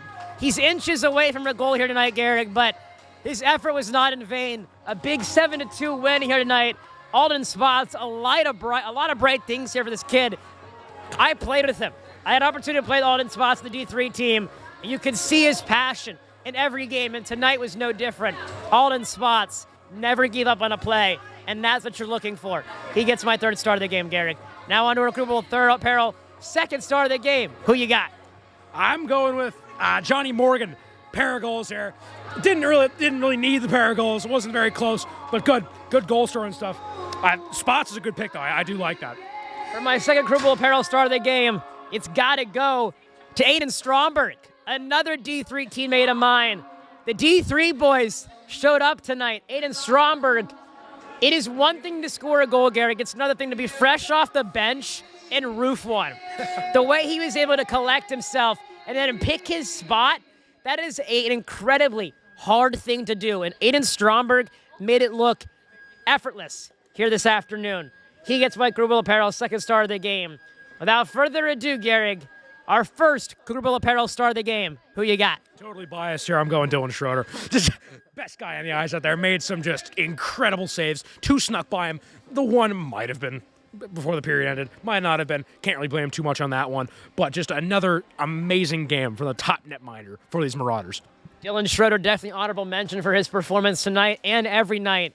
But for me, it's got to go to Mr. Why is the Rum Always Gone?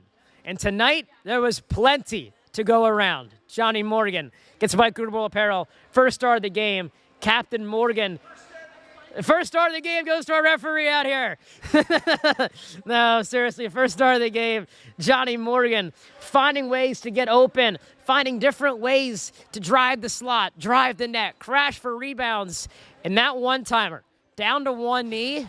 I don't know about you, Gehrig, but he's starting to look a little bit like a little bit of an Alexander Ovechkin out there. The way he's able to get down on that knee, work on that corner dot, pick his spot. The great Bambino on ice. Johnny Morgan tonight was flawless, Gehrig. Unbelievable performance. But that'll do it here for us in this edition of Millersville Ice Hockey. And for all the fans at home, I want to give you one more last thank you, one more last shout out. As I'm turning the keys to this car, handing the torch over to Gehrig, a very capable, he's got a bright future ahead of him. accept him with open arms. He is the future of Millersville ice hockey here. But it's been a great 3.5 years. I've learned a lot over my 3.5 years, and a thank you does not do this justice. I'm where I'm at today because of this Millersville ice hockey family. There's no other way to put it, simply. And from the bottom of my heart, I owe all of you a lot. And I don't want to keep talking too much because I'll get emotional. And I'm not one for sappy, sad stories. But special thank you to my family, my loving girlfriend, my families who have supported me, and friends and colleagues, and huge thank you to TJ Fosnot. You know, coming in here, new guy on the scene, didn't know the first thing about broadcasting. Just coming in as a hockey player, TJ taught me the ropes, and really mentored me into who I am today. So Millers will always have a special place in my heart, and forever and always I will bleed black and gold. This is not the end for me. This is just the beginning. I'll be back on senior night, but until then, it is the Garrick Milbrand Show. But I'm happy to turn it over to such a successful and capable individual. But for one last time this season, and for the last time of my career up to this point, Millersville Nation, it's been a pleasure. I'm Joshua Gerhart, the voice of Millersville Ice Hockey. Good night.